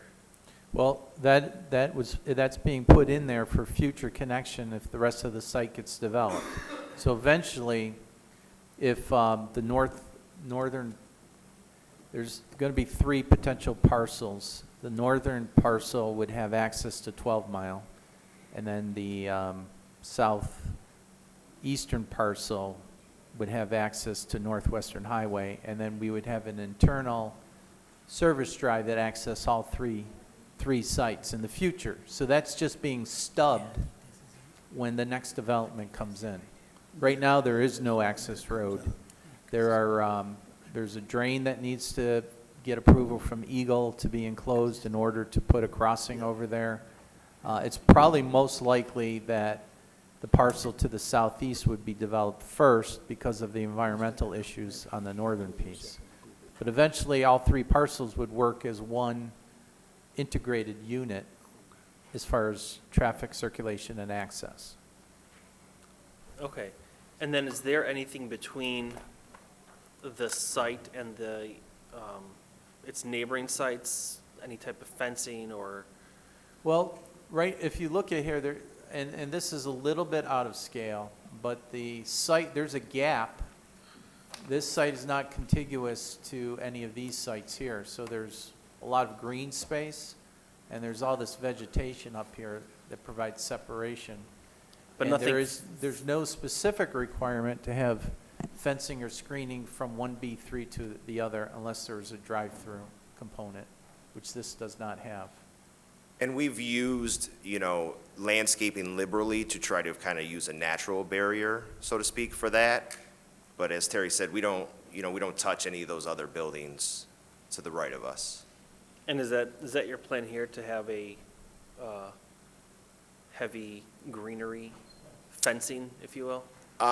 Yes, we will be green on the outside and the inside. But yes, that's the plan. I mean, listen, the plan is to be an add value, not to be a detraction. The plan is to be an add value, to build a beautiful building. I mean, Terry will tell you, this is the 3rd iteration of the elevations for this building that we've gone through. And it got changed twice based off of planning feedback. So, I mean, we want to be good corporate citizens and work with Southfield to put forth a good product here. If I could, John, what's the overall development investment you're putting in on this site? I mean, it would be right about $1 million, depending on how we can, value engineer that site. The other thing too is that site is just, it's been vacant for a very long time. I think it's the largest single vacant property in Southfield, still undeveloped. So it'll be nice, this will be hopefully the spark to get that rest of that site going and get it on the tax rolls and get some add value to the community. Yeah, and that's the point, is I'm hoping that this initial investment will spur the rest of the site to be developed. I know there's some challenges with the north piece, but the piece to the right of the screen or the southeast of the site has much more potential for being redeveloped in the near future than the other site right now because of the environmental conditions. So then I would have two questions. One is, what can we do, the building next to it, the K Center, is there any way that we can get the owner to knock it down or demolish it? I mean, I did it's ask an the eyesore. building official maybe to be prepared to, it might come up, so I'm going to defer to Mr. Woodward. So before that though, if the parcel to the north from 12 Mile decides whatever they want to build, they don't need that driveway, are we going to force them to connect that driveway, or will we be able to close that off at some point? I spoke with our stormwater manager just prior to this, and the property owner has been in touch with the city and is Eagle that permits the stream, because it's their intent to close the stream off or put it in a culvert in order to provide an access road to 12 Mile. They feel that their properties becomes much more valuable if they have direct access to 12 Mile. So that's the intent of the owner. Now, there's some environmental regulations that require for any area that's disturbed has to be mitigated somewhere else.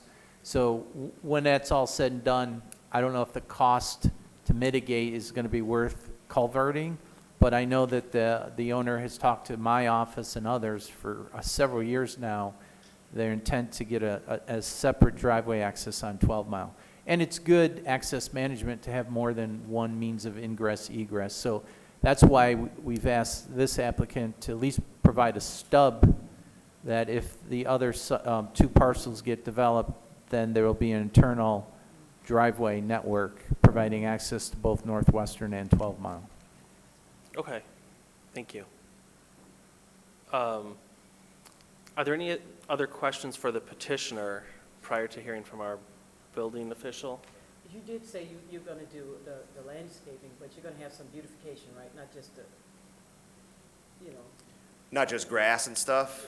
Oh, no, it'll look nice. We'll have grass on the inside too, right? Yes, yeah. No, it'll look nice. It'll look nice. I mean, it matters to us. Yeah, The appearance that's- matters to us. Okay, thank you. We Yeah. agree. All right, and so this will come back in 2 weeks for a public hearing for a special plan use. And we'll see what happens at that point. Okay, thank you very much. Thank you. All right, Mr. Woodward, if you can address the dilapidated building next to the site. Good evening, everybody. The current structure that's on the drawing there it is currently registered as a vacant property. However, it's had quite a bit of action on code enforcement cases and little difficulty getting that vacant registration. In the last 2 years, it's had 9 code enforcement cases against it. Building department has been recently a little more proactive on getting them to comply. So besides for code enforcement, making sure that the building is doing what it should, I mean, is it still a viable building? It appears as though from the outside, yes. That's one of the difficulties we were having getting inside. Okay. Thank you. All right, before we move to our next item, I just want to, for housekeeping purposes, ask that if you need to have sidebar conversations, I ask that you please leave the auditorium. We do hear an echo in the room. So just please, if you need to discuss something with your neighbor or someone, please take that out to the hallway. Thank you. All right, our next is a presentation of proposed daycare. in a home, maximum of 12 children. Yes, through the chair, Tots Academy Home Daycare is currently permitted for 6 or less children. They are requesting to operate a group childcare home for 6 to 12. Existing zoning is R2 residential. Hours of operation Monday through Friday, 7 a.m. to 6 p.m. Number of employees are 3. The site is zoned appropriately for the group childcare.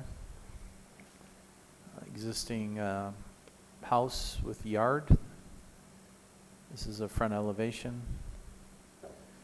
They have an existing playground, a second means of egress through an escape window. They will be required to extend the height of the fence on the one side for the group childcare home. Interior floor plan.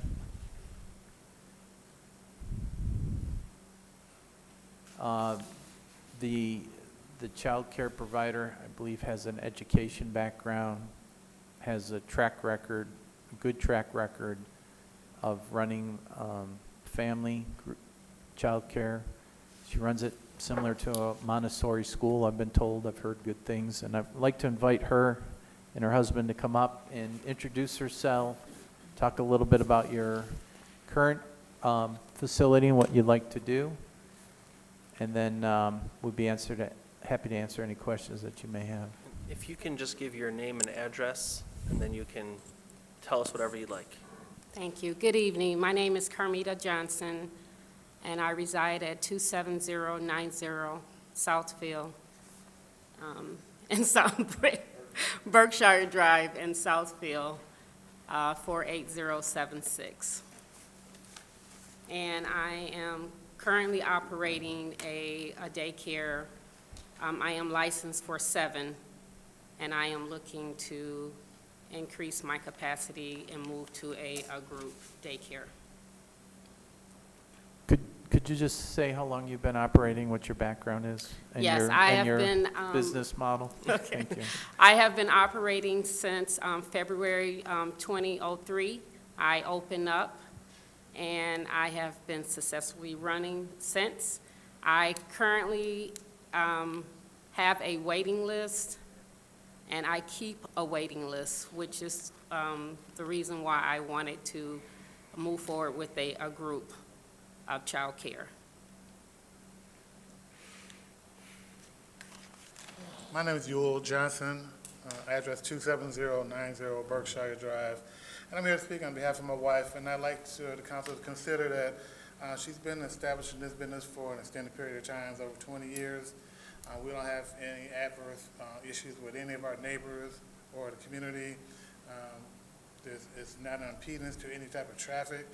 We have had several of our neighbors come forward during the process to voice their opinion, and hopefully, sway your decision to allow her to transition to the group daycare home. Okay. And I know we have some newer council members and we don't have these often, but there's also, besides for the city allowing it, there are a lot of state requirements as well. So just keep that in mind. Plus, building and fire also look at it. And it's our only official home-based business that we allow currently. And there was a need identified for smaller residential-based daycare, not just for day workers, but for evening workers and so forth. And that's why the city considered allowing this, that if it's done properly, you almost don't know that it's existing. And there are stringent state requirements in testing and recertification.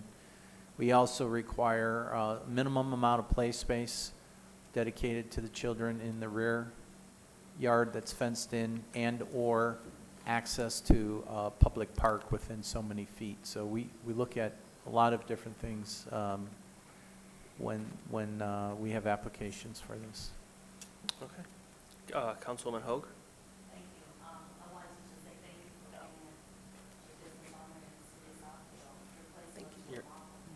Mic is off. Yes, I could. Thank you. And you've been in business for many years, so thank you as well. But what ages will you have in your home? I take starting at 2 months to 5 years old. Currently, I have, my youngest is 7 months and my oldest is 4. Okay. And I have 7 enrolled. And are you going to be increasing your staff, or you already have enough staff to handle the additional children? Per licensing rules, I have enough. Licensing require for you to have 2 staff, and I have 3. Okay. Well, yeah, your place looks remarkable. It's beautiful. Thank you. Yeah. I appreciate that. And I look forward to you continuing on more Thank for you. 20-something years. That's all. Thank you. All right, Councilman Cruz? Yes, I was just curious about the number of years you've been doing this. Has it always been at your home? It has always been at my home at Oh, this really? current address, yes. Okay, because I'm like my colleague just said, it looks great. So I think that's awesome. Thank you. Yes, I and- started off upstairs in my dining room, and I moved to my basement. Okay, so that was my next question. So you do have a basement? Yes, that's currently in the basement Okay. now. And Terry, you said fire has been over there Well, already? yeah, fire and police have to do the Yes. inspections. They have to have 2 means of ingress, egress, which they meet with the stairwell, and they also have an emergency escape through the window. Yes. All right, very good. And another question, this is actually for Terry. I'm just curious right now. What kind of square footage does a house have to be to Well, run a the daycare? state, you can correct me, but the state requires a certain square footage per child. Correct. The state also requires different requirements based on the age of the children, and then the children's age, like she couldn't take 12 infants. Correct. It's all based on the number of staff, qualified staff that she has, and the amount of square footage, both inside and outside. That's all regulated by state, and our ordinance is consistent with the state, and I believe we go a little above that for the outside areas. Okay. And lastly, ma'am, I think Terry asked, can you give us a little of your background? We're just curious. My background, well, I have, like I said, I've been operating since 2003, 21 years. Formerly before that, I was a writer for Bosch, and after having my kids, my second child, after having her, I wanted to stay home with my kids, and I opened my daycare in February of 2003. And prior to that, I used to work at a daycare when I was in high school. But prior to opening up my daycare, I worked at Bosch Automotive Supplier Company. All right, And I love what I do. I have a passion for working with children, and I have last week I had one of my neighbors came out in support of what I was doing. I kept her kid when he was younger. He's 17 now. I could give you good reference. I have never had, since I've been in business, never had an issue with any kid. So I have a very high success rate for real. So I love what I do, and I have a passion for it. No doubt about that. We'd just like to know, just know a little bit more about you. At least I did. I appreciate that, no problem. But I think it's very, very nice that you've turned into doing this type of work.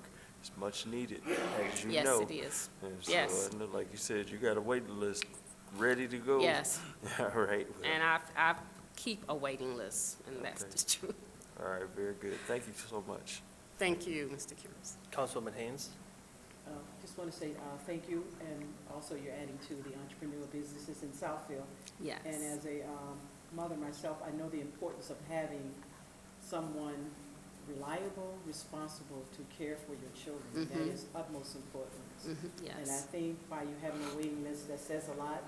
I like this, I'm in support of it, and I think it's very good coming from the standpoint, you knowing from you being a mom, seeing the need. Yes. And that is a big need today for mothers, especially working mothers and working families, to have someone, especially in Southfield, that they can rely on. And maybe you can teach and duplicate your services to other people so they can have that. Absolutely, You know, we yes. can have that even larger here. That's very, very important. And the small settings are very important for mothers with their Yes. children. Thank you for that and much success to you in this. I appreciate that. Thank you. Councilman Brightwell? Yeah, I want to echo in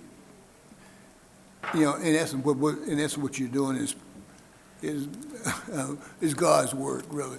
And I definitely recall when I was in the family forming stage of life, daycare was a premium, and it was well needed. And my colleague brought up one of the questions. As far as you indicated, the up to 5, what is this is, I'm not sure it's in the state's regulation. What is the optimum mix for that 12 for you to operate efficiently or at your maximum? You got a mix of 12. Age. Do I have a mix of age? Yes, ma'am. Yeah, the mix of age to probably allow you to.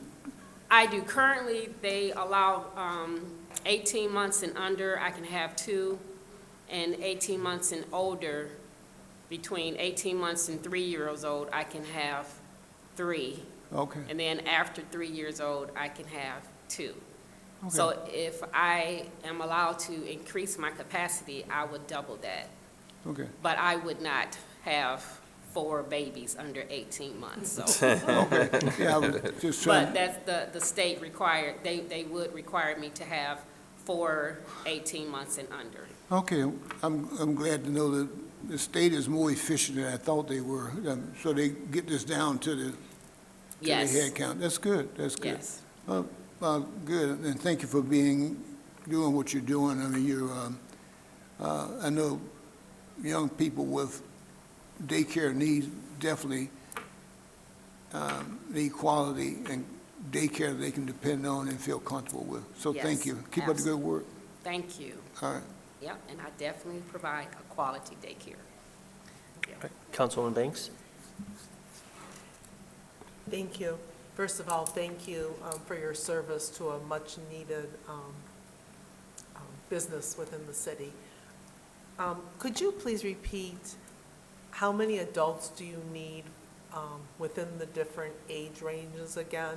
Because, but from what you just said, I don't think I counted up to, what, 10 or 12? Currently, I'm licensed for 7. Correct. And I could work just by myself, but I have 3 adults that work with me. If I move to a group, I'm allowed to have 2 employees. It's required that you have 2 adults working, but I have 3. No, but what are the, I thought if you had an infant, like, Oh, let's say infants. 4 or 5 infants, you have to have X number of adults. So what is, I guess, the breakdown with reference to age? 18 months and under, I can have, with a group, I can have 4. 18 months and, between 18 months and 3 years old, I can have 4. And over 3 years old, I can have 4. Oh, for each, it's 1 ratio to 7 kids. 1 adult to 7 kids. Because so they must have changed the law, because I thought it was less than that. But that does not include infants, correct? That does include infants, 18 months and under. They You consider could have an one infant. 18 months and under. So 2 months to 18 months, they consider that an infant. So and you can have up to 4 children. With the group. Correct. And then 18 months to 3 years, you can have 4 children. Correct. And then over 3 years, you can have 4 children. Correct. Or did you say 6? 4. 4. So, okay. 4, 8, 12. Okay, thank you. You're welcome. Councilman Hoag? Yeah, I just had a follow-up statement. Wanted to thank your husband as well, because when you open these businesses in your home, your families are impacted as well. So it's nice to see your husband next to you, supporting you, and so just wanted to thank him as well, so. Absolutely. All right. That's all. All right, well, we will see you back here in 2 weeks for the special land use public hearing. Yes. But as my colleague said, the pictures look nice, the fact that you have a waiting list is great, and we will see you back in 2 weeks. Okay, thank you. Thank you. Thank you. All right, and then our last item is a presentation and discussion regarding a proposal to operate a furniture wholesale and warehouse on 8 Mile. Thank you, through the chair. This is located at 23840 West 8 Mile Road, just east of Telegraph. It's currently a wholesale corporation that does wholesaling for 7 other retail businesses throughout southeast Michigan, and they'll have a small scratch and dent retail component on the front of the building. Many years ago, this was a furniture warehouse and a furniture retailer. Then it was converted into warehousing to support manufacturing, and Kamau had purchased the property for warehousing of their industrial products. But now it's technically classified as a warehouse not related to manufacturing, and therefore needs a special land use approval. Hours of operation are Monday through Saturday, 8 a.m. to 5 p.m. Number of employees are 23, 13 in the warehouse, and 10 in delivery services. The site is currently zoned I-1 industrial. It is consistent with the future land use plan. Site aerial, this is from 8 Mile looking north at the property. Again, the front part of the building that's got all the windows was a former retail, now is going to be a scratch and dent retail. Existing conditions on the site, they will be making some significant landscape improvements and cleaning up the site, should this be approved. And dealing with some traffic circulation of their vehicles for delivery and pickup. Floor plan is pretty much maxed out. This is existing conditions of their inventory that gets shipped out daily to the retailers. Building elevations, not much is really being changed on the exterior. And with that, I'd like to invite the petitioner to come up, introduce themselves, tell a little bit about your business and why you're here. All right, if you can just give your name and address for the record. Good evening. My name is Amar. I'm representing 23840 8 Mile Road, Maria Warehouse. Right. Main operation is basically we're a service provider to our shop. We're a warehouse, and we also carry out the deliveries for any sales undertaken within our 7 shops, within our 7 locations. We are located we've got shops in Sterling Heights, Warren, Livonia, and a few other locations in Detroit. And yeah, so initially we are a warehouse. We would hold orders, layaways, and the furniture, of course, and the stock on behalf of our shops. Once the delivery is ready to go, we load it onto one of our trucks. We have a rota. We do 20 to 25 deliveries a day. And then, yeah, we do our deliveries. And we also, of course, we do incoming, which is, you can see these containers out there. They have my furniture inside. They go towards the back. I've got 2 docks. If you just move the red arrow, yeah, right there. I've got 2 docks, yeah, absolutely there, which I unload all my product, and then it goes into stacking immediately. Okay. Council, do you have any questions? Councilman Banks? Thank you. What is the name of your other furniture stores? So it's run like an umbrella group, so they've got individual names. So we've got Home Center, which was the original shop, which kind of all operated for where we started from. So it was Home Center, located between Ryan and DeQuinder on 8 Mile Road on the Warren side. Then we have Furniture Depot. We have, sorry. I'm sorry, what was Can it, he- financial? Sorry? Oh, Furniture Depot. okay. Furniture Depot. We've got Stargate, which is in Sterling Heights. We've got Furniture World. Yeah, 7 shops, but those are kind of located all over. 3 or 4 in Detroit, and the others are in Livonia, Sterling Heights, and the Warren area. Thank you. No problem, sir. Councilman Brightwell? What will be the specifics on the improvements, where it says here, primary improvements for pedestrian access, ADA, and landscaping? Can you be more specific in that? What do you So propose to on do? the parking in itself, we were asked to change a few kind of specifications on the parking. So due to the fact that we have a shop open to the front, we were asked to make increase the residential spacing for parking there. On average, we average maybe 3 to 5 customers a week on that shop. That shop, all we sell is damaged items, things that are scratched up, things that we cannot sell in our retail shop on our floor models. So rather than throw them in the trash, sometimes we give them away for free, sometimes we give them in 10%, 5% of original value. So we were asked to kind of increase the residential parking there, and then to move the employee parking towards the back of the plaza. And also the space between us, so we've got neighboring, we're in the middle of 2 other companies, one here and one in the north and one to the south of us. So we were asked to kind of put a little divider between us and the guys next to us who own our plaza. We're considering shrubs and things like that, just to kind of make a barrier. And then along towards the end of our warehouse, we've got a residential building there. But we've all got a tree-made partitions. There's a big gap between us, and it's partitioned by big, massive trees. So that's sort of just the beginning part. As you enter into the warehouse, they asked us to make a kind of a divider and add some greenery landscaping along the fence line between us and our neighbor. Okay.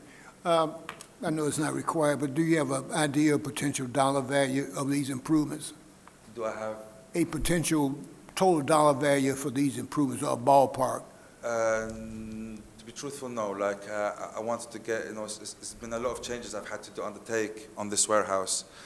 So when this whole problem kind of started, it started by accident. It started by us triggering us a fire alarm by accident, and then the fire service came to our warehouse. And then, there was a lot of things that was not how it's supposed to be.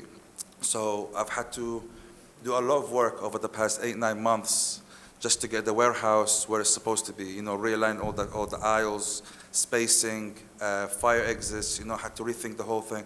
So at the moment, I'm fighting on the rezoning. Once I have that, then I can undertake the steps that are required for the occupation in itself. It just have had taken a lot, and whilst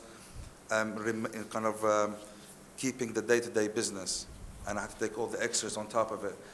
So it's been stressful, to say the least, but I want to take it step by step. So once I get the zoning correct, to our side, then I can start kind of taking the steps on to the landscaping, because the planning department will inspect that prior to them giving me the C of O. Okay. But I just want to take it step by step as I go along, to be truthful. So again, if I could, through the chair, it was originally, a while ago, many years ago, it was approved for furniture, wholesale, and retail. I actually had a B3 commercial zoning on the front, or the southern portion of the site. That was rezoned to industrial for Kamau, that was using it strictly as a warehousing and accessing it from the rear. Now that there's a new operator in there, it's still warehousing, but it's warehousing not related to manufacturing. That's what's triggering the special land use. And whenever we get a change of use, we try to get the site upgraded. So there's landscaping standards, there's some screening. Because there's a retail operation, we want to make sure there's pedestrian access, that parking is appropriately located for retailers to come in. I think he said about 5 to 7 per day throughout the course of the week, and then some additional landscaping and site improvements. So there's really nothing substantial happening to the building itself. It's more of a site compliance issues. Okay, thank you. Mr. Chair, anybody that's been in Southfield for a long time will remember this. Irving Nussbaum, New York Carpet World. Remember those commercials? Even if you didn't live here, we were bombarded all the time with them. That's the same building. All right, Councilwoman Haynes?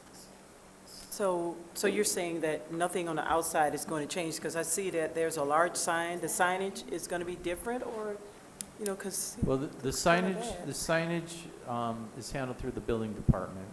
Okay. As long as they're not changing that, it be a legal nonconformity. So what I mean, nothing's happening on the outside. There's no building changes, but the site will get upgrades with landscaping. Okay. And resurfacing of the parking lot. Yeah. Okay. All right. I see what you're saying there. Yeah. Well, that's good.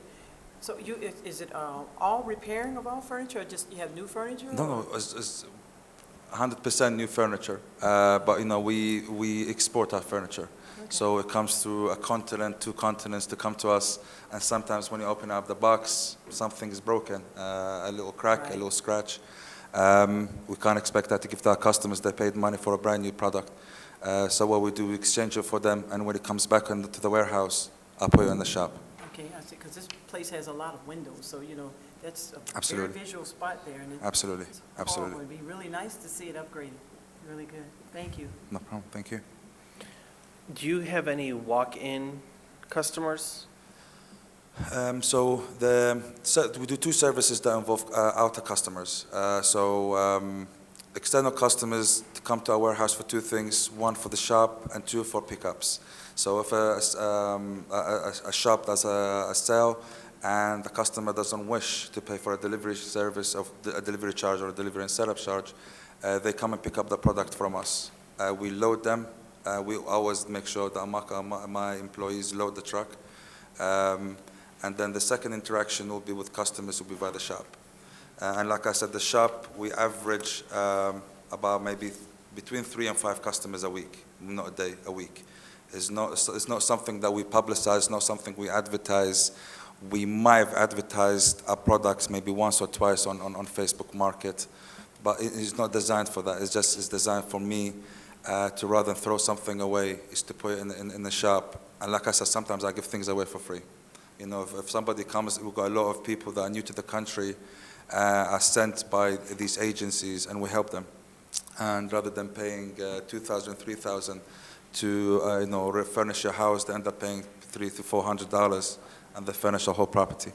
Of course, there's sacrifices here and there. There's going to be a scratch there or a little damage there.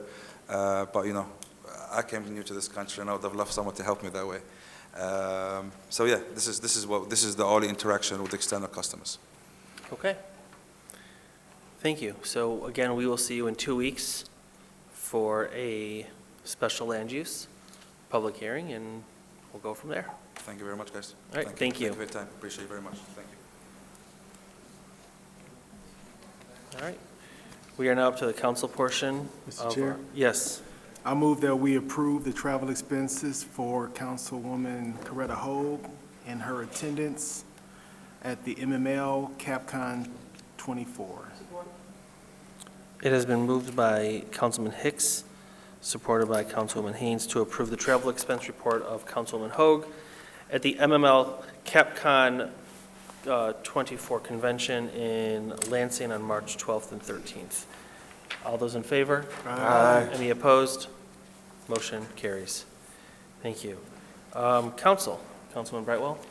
Yeah, I'm going to go back to what I started in the last session. There was an item on ABC Nightly News about the Ghost Army during World War II. And this was a army primarily, a battalion primarily made up of soldiers who were artistic.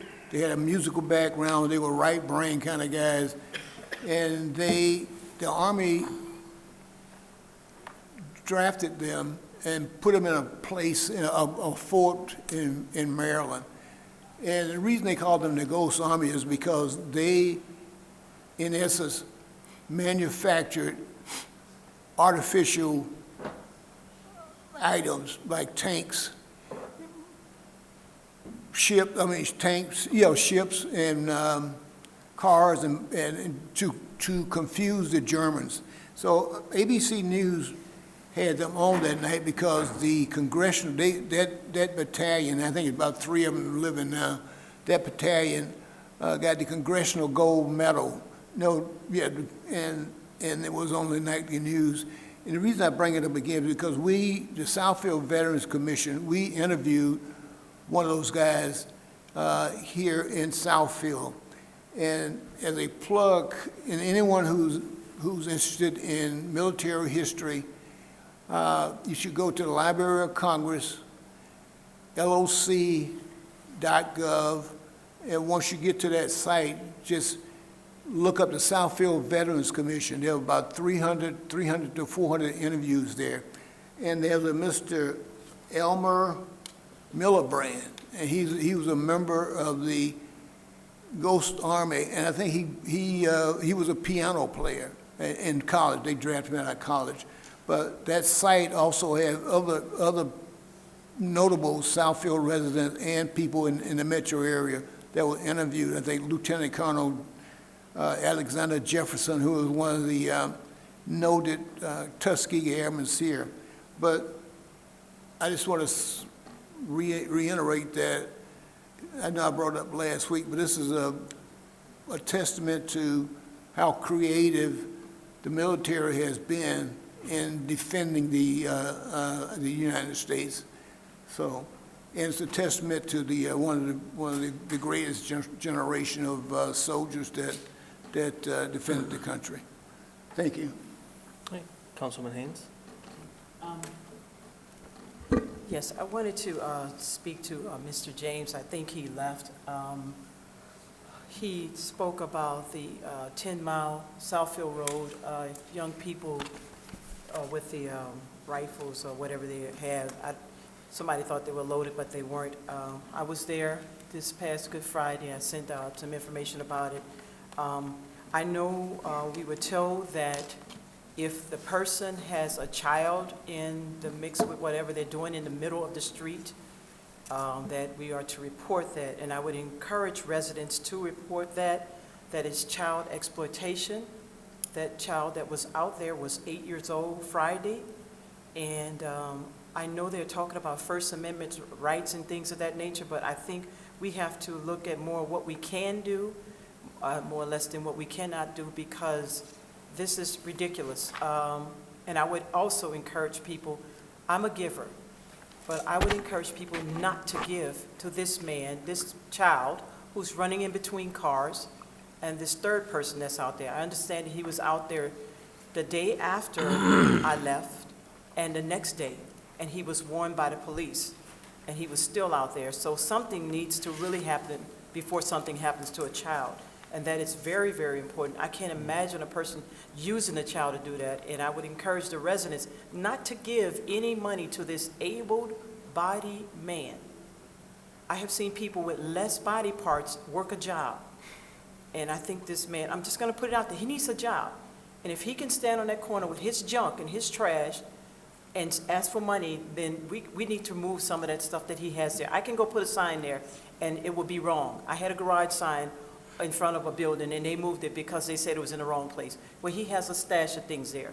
And I'm really passionate about this, not passionate, but I'm angry, because it's an 8-year-old child, and you're begging for money. We don't know what he's doing with the money, and there are several places we can give to that can help this child. This city has services, and I'd be willing to bet that he's not that hard up, especially if he's walking.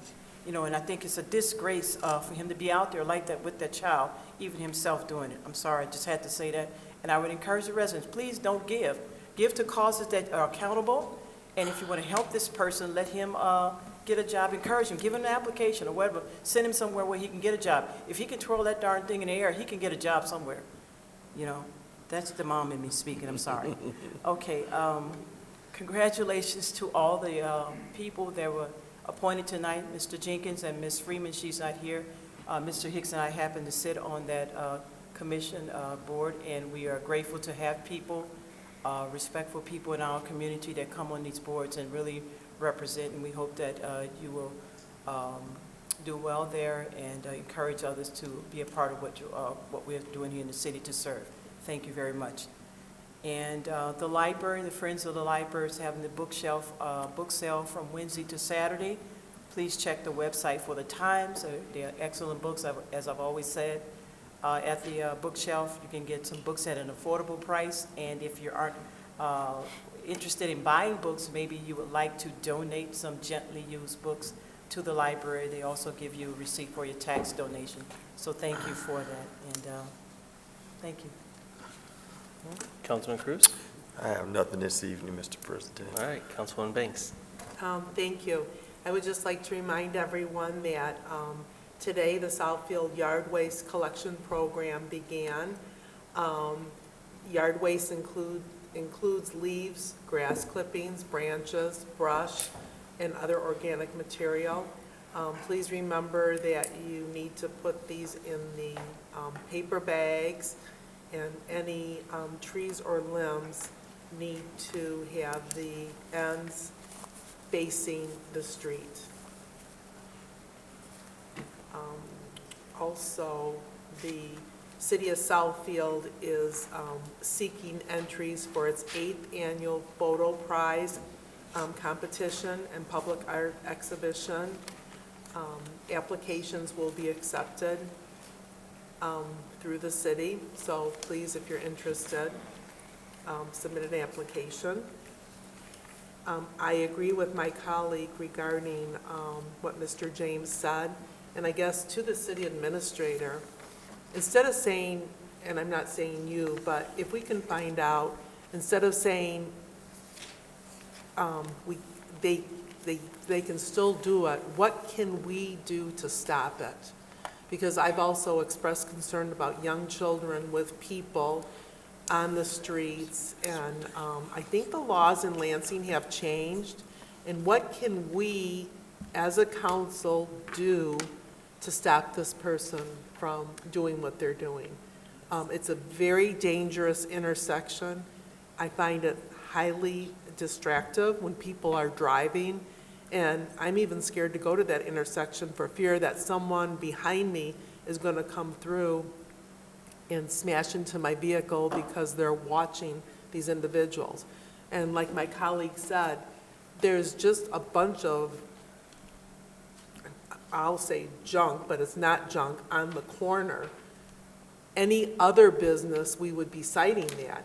And it's all in the right-of-way. So can't we get them on the right-of-way? I mean, there's got to be something that we can do. So if you could please research that and get back with council, I'd appreciate it. If I can just have the city attorney, Or- I know I've talked with her extensively about this and the police chief, but can you said you had some comments? They can get back with us. We have a long meeting.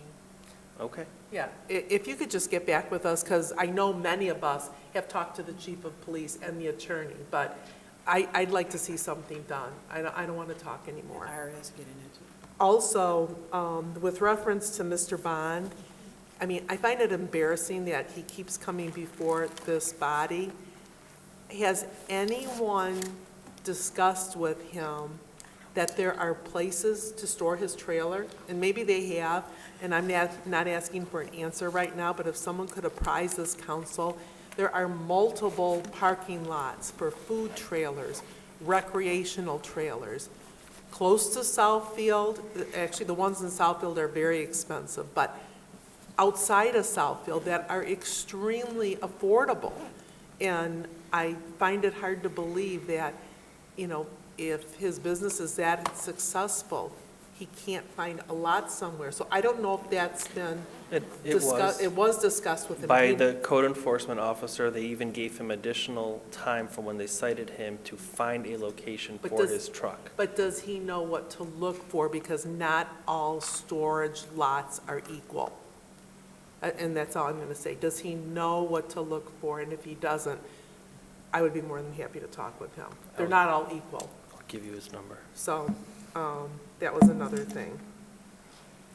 And let's see, I think that's all. Thank you. Councilman Hicks? As an advocate for celebrating diversity, I'd like for us all to be aware that April 1st is not just known for one thing, but the month of April is known as Arab American Heritage Month. And we had a pretty decent-sized population of Arab Americans within Southfield. So please take an opportunity to learn more about the rich heritage of that nationality and to celebrate.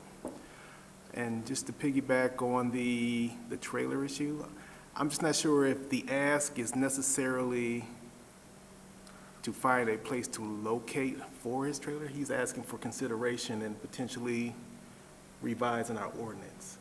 So I'm not sure if any conversations like that are being held, either in legislative committee or.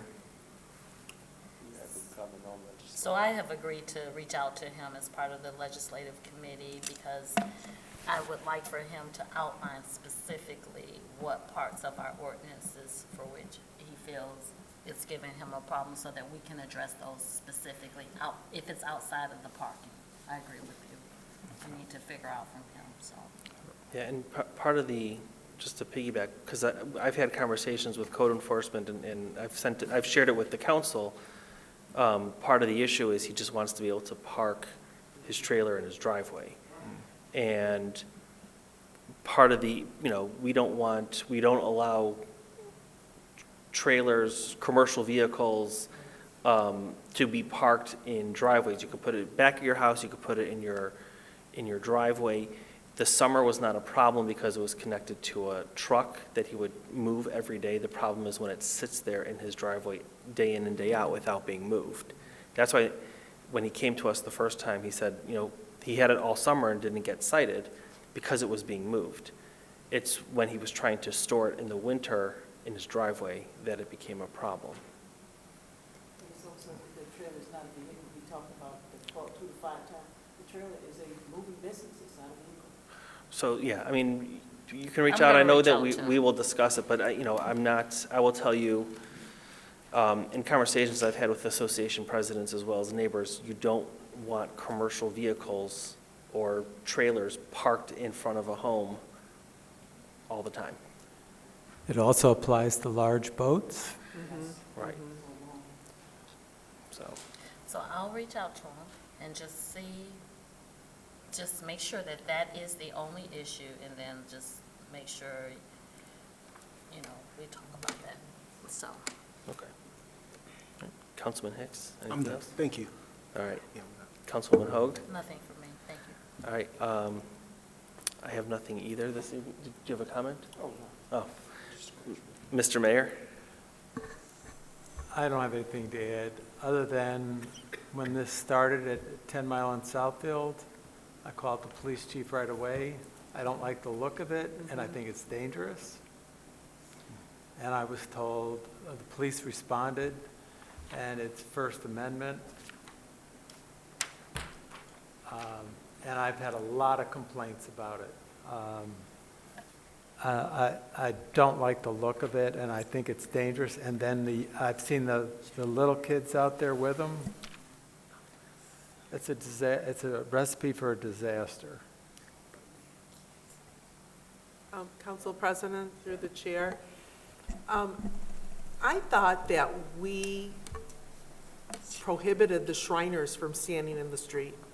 No, we didn't. That's a one-time thing. Memorial Day used to do the poppies and things like. But, yeah, they used to be out there, and then there was another group, but we stopped that. How did we stop that? I don't believe we stopped it. It was a one-day thing. The firefighters usually go out with their boot, also one day a Yeah. year. We've allowed it. This is perpetual. No, I understand, but I thought that we did not allow, like, the Shriners to go out anymore. They had to go, like, in front of those businesses, on the sidewalks, not in the streets. And I don't remember how many years ago that was. We also had the Goodfellows with their newspapers in the street. I mean, we've allowed this for specific occasions. I thought okay, then maybe I'm getting it confused, Goodfellows, because I thought we stopped that. Well, we had the veterans with the poppies at Memorial Day. I mean, we've had these things for years, but they were always one occasion. Usually December 1st is the Goodfellows newspaper, or the Monday after Thanksgiving is the Goodfellows, and they don't do it anymore because, honestly, because they're older, they don't have younger people volunteering to sell papers in the street. I know that there's a lot more comments that people want to make about the, we'll call them panhandlers on the corner, but we did ask our attorney to do additional research. You know, unfortunately, at the moment, from the attorney and from the police chief, there's not much we can do unless they are aggressive and blocking traffic. So we will have our attorney do some additional research and go from there. I don't want to get into a whole discussion because there's not much we can do at this point except ask our attorney to find some additional information. But if he's advertising, that's a business. And he needs to pay taxes. So, I agree. He's advertising. is it about the, He's advertising, telling people to come to that street. He's advertising on Facebook. Just brief. This is serious. I would like to get a readout or a presentation to council about what is allowed and not allowed. I got a call a couple weeks ago, and I did call the legal department. Someone is doing something at 12 and Lasser. And so I responded to the citizen based on what I was told. Can we get a report, a readout definitively, is at this point in time, this is what is allowed and not allowed in Southfield, and these are the consequences. Can we just get a report?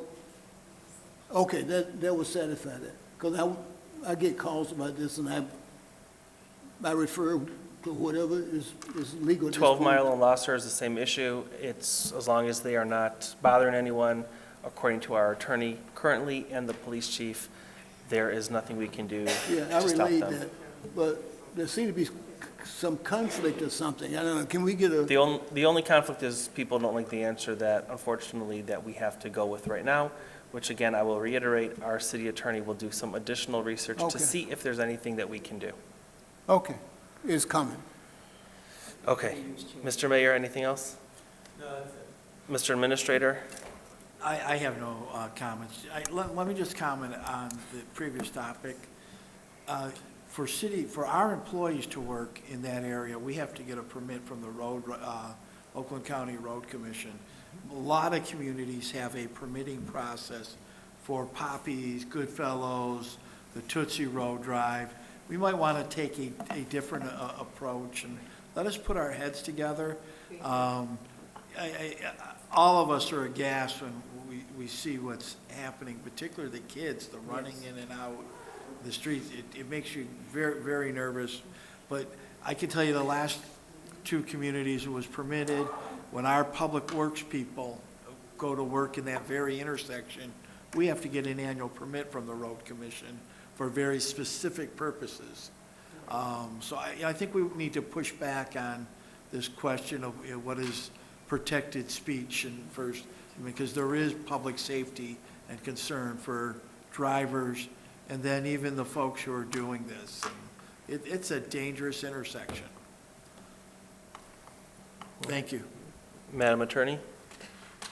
So, listening to council on the two topics, I will let you know that section 9.122, if you want to read that later, of the Southfield Code of Ordinances, that is the 2014 update that addressed the begging issue. But as has been requested by council, I will talk with the police department. We did advise them, especially when we realized children were out there.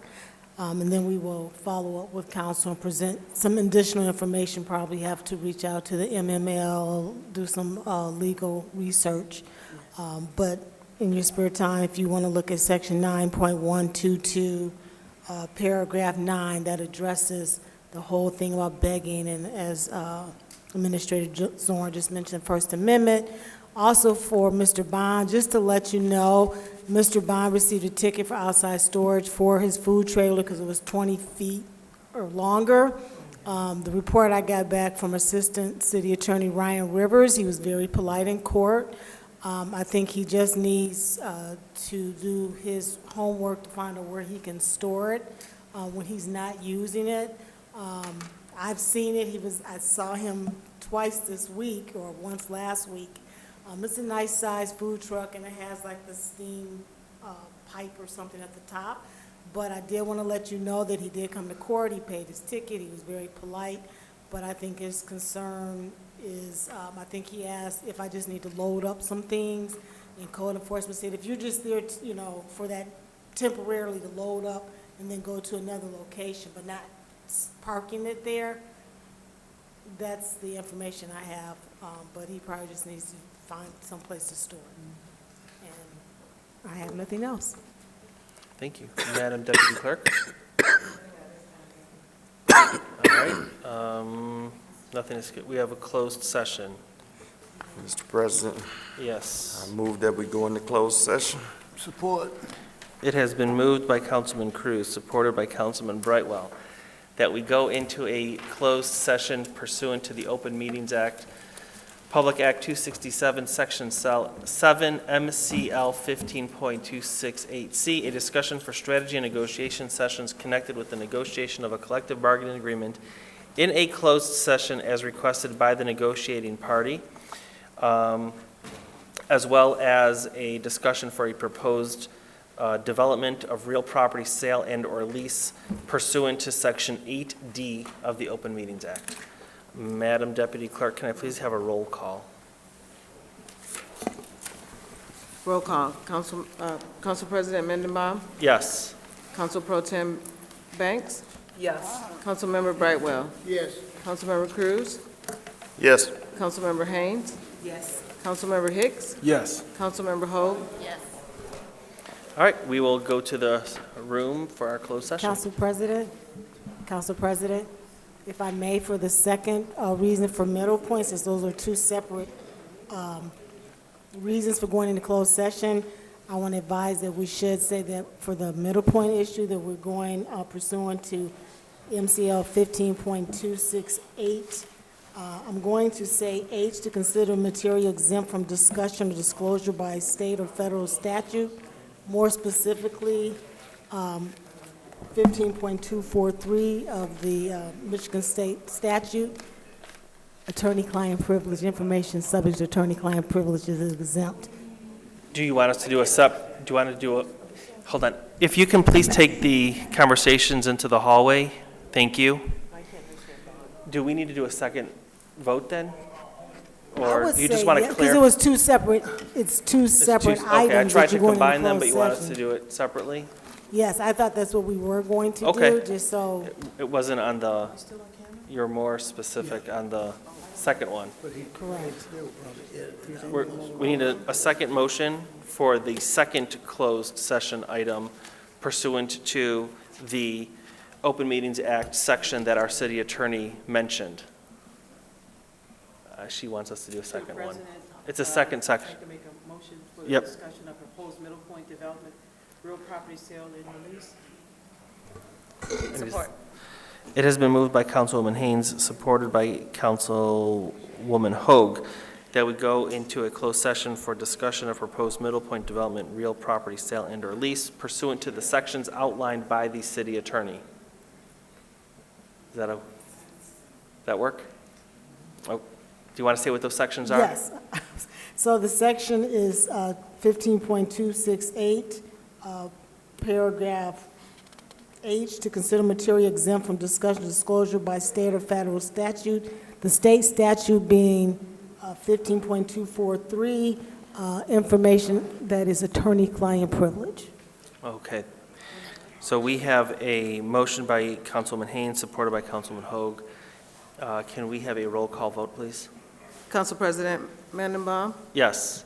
Council Pro Tem Banks? Yes. Councilmember Brightwell? Yes. Councilmember Cruz? Yes. Councilmember Haynes? Yes. Councilmember Hogue? Yes. Councilmember Hicks? Yes. Motion carries. All right, thank you. Take two.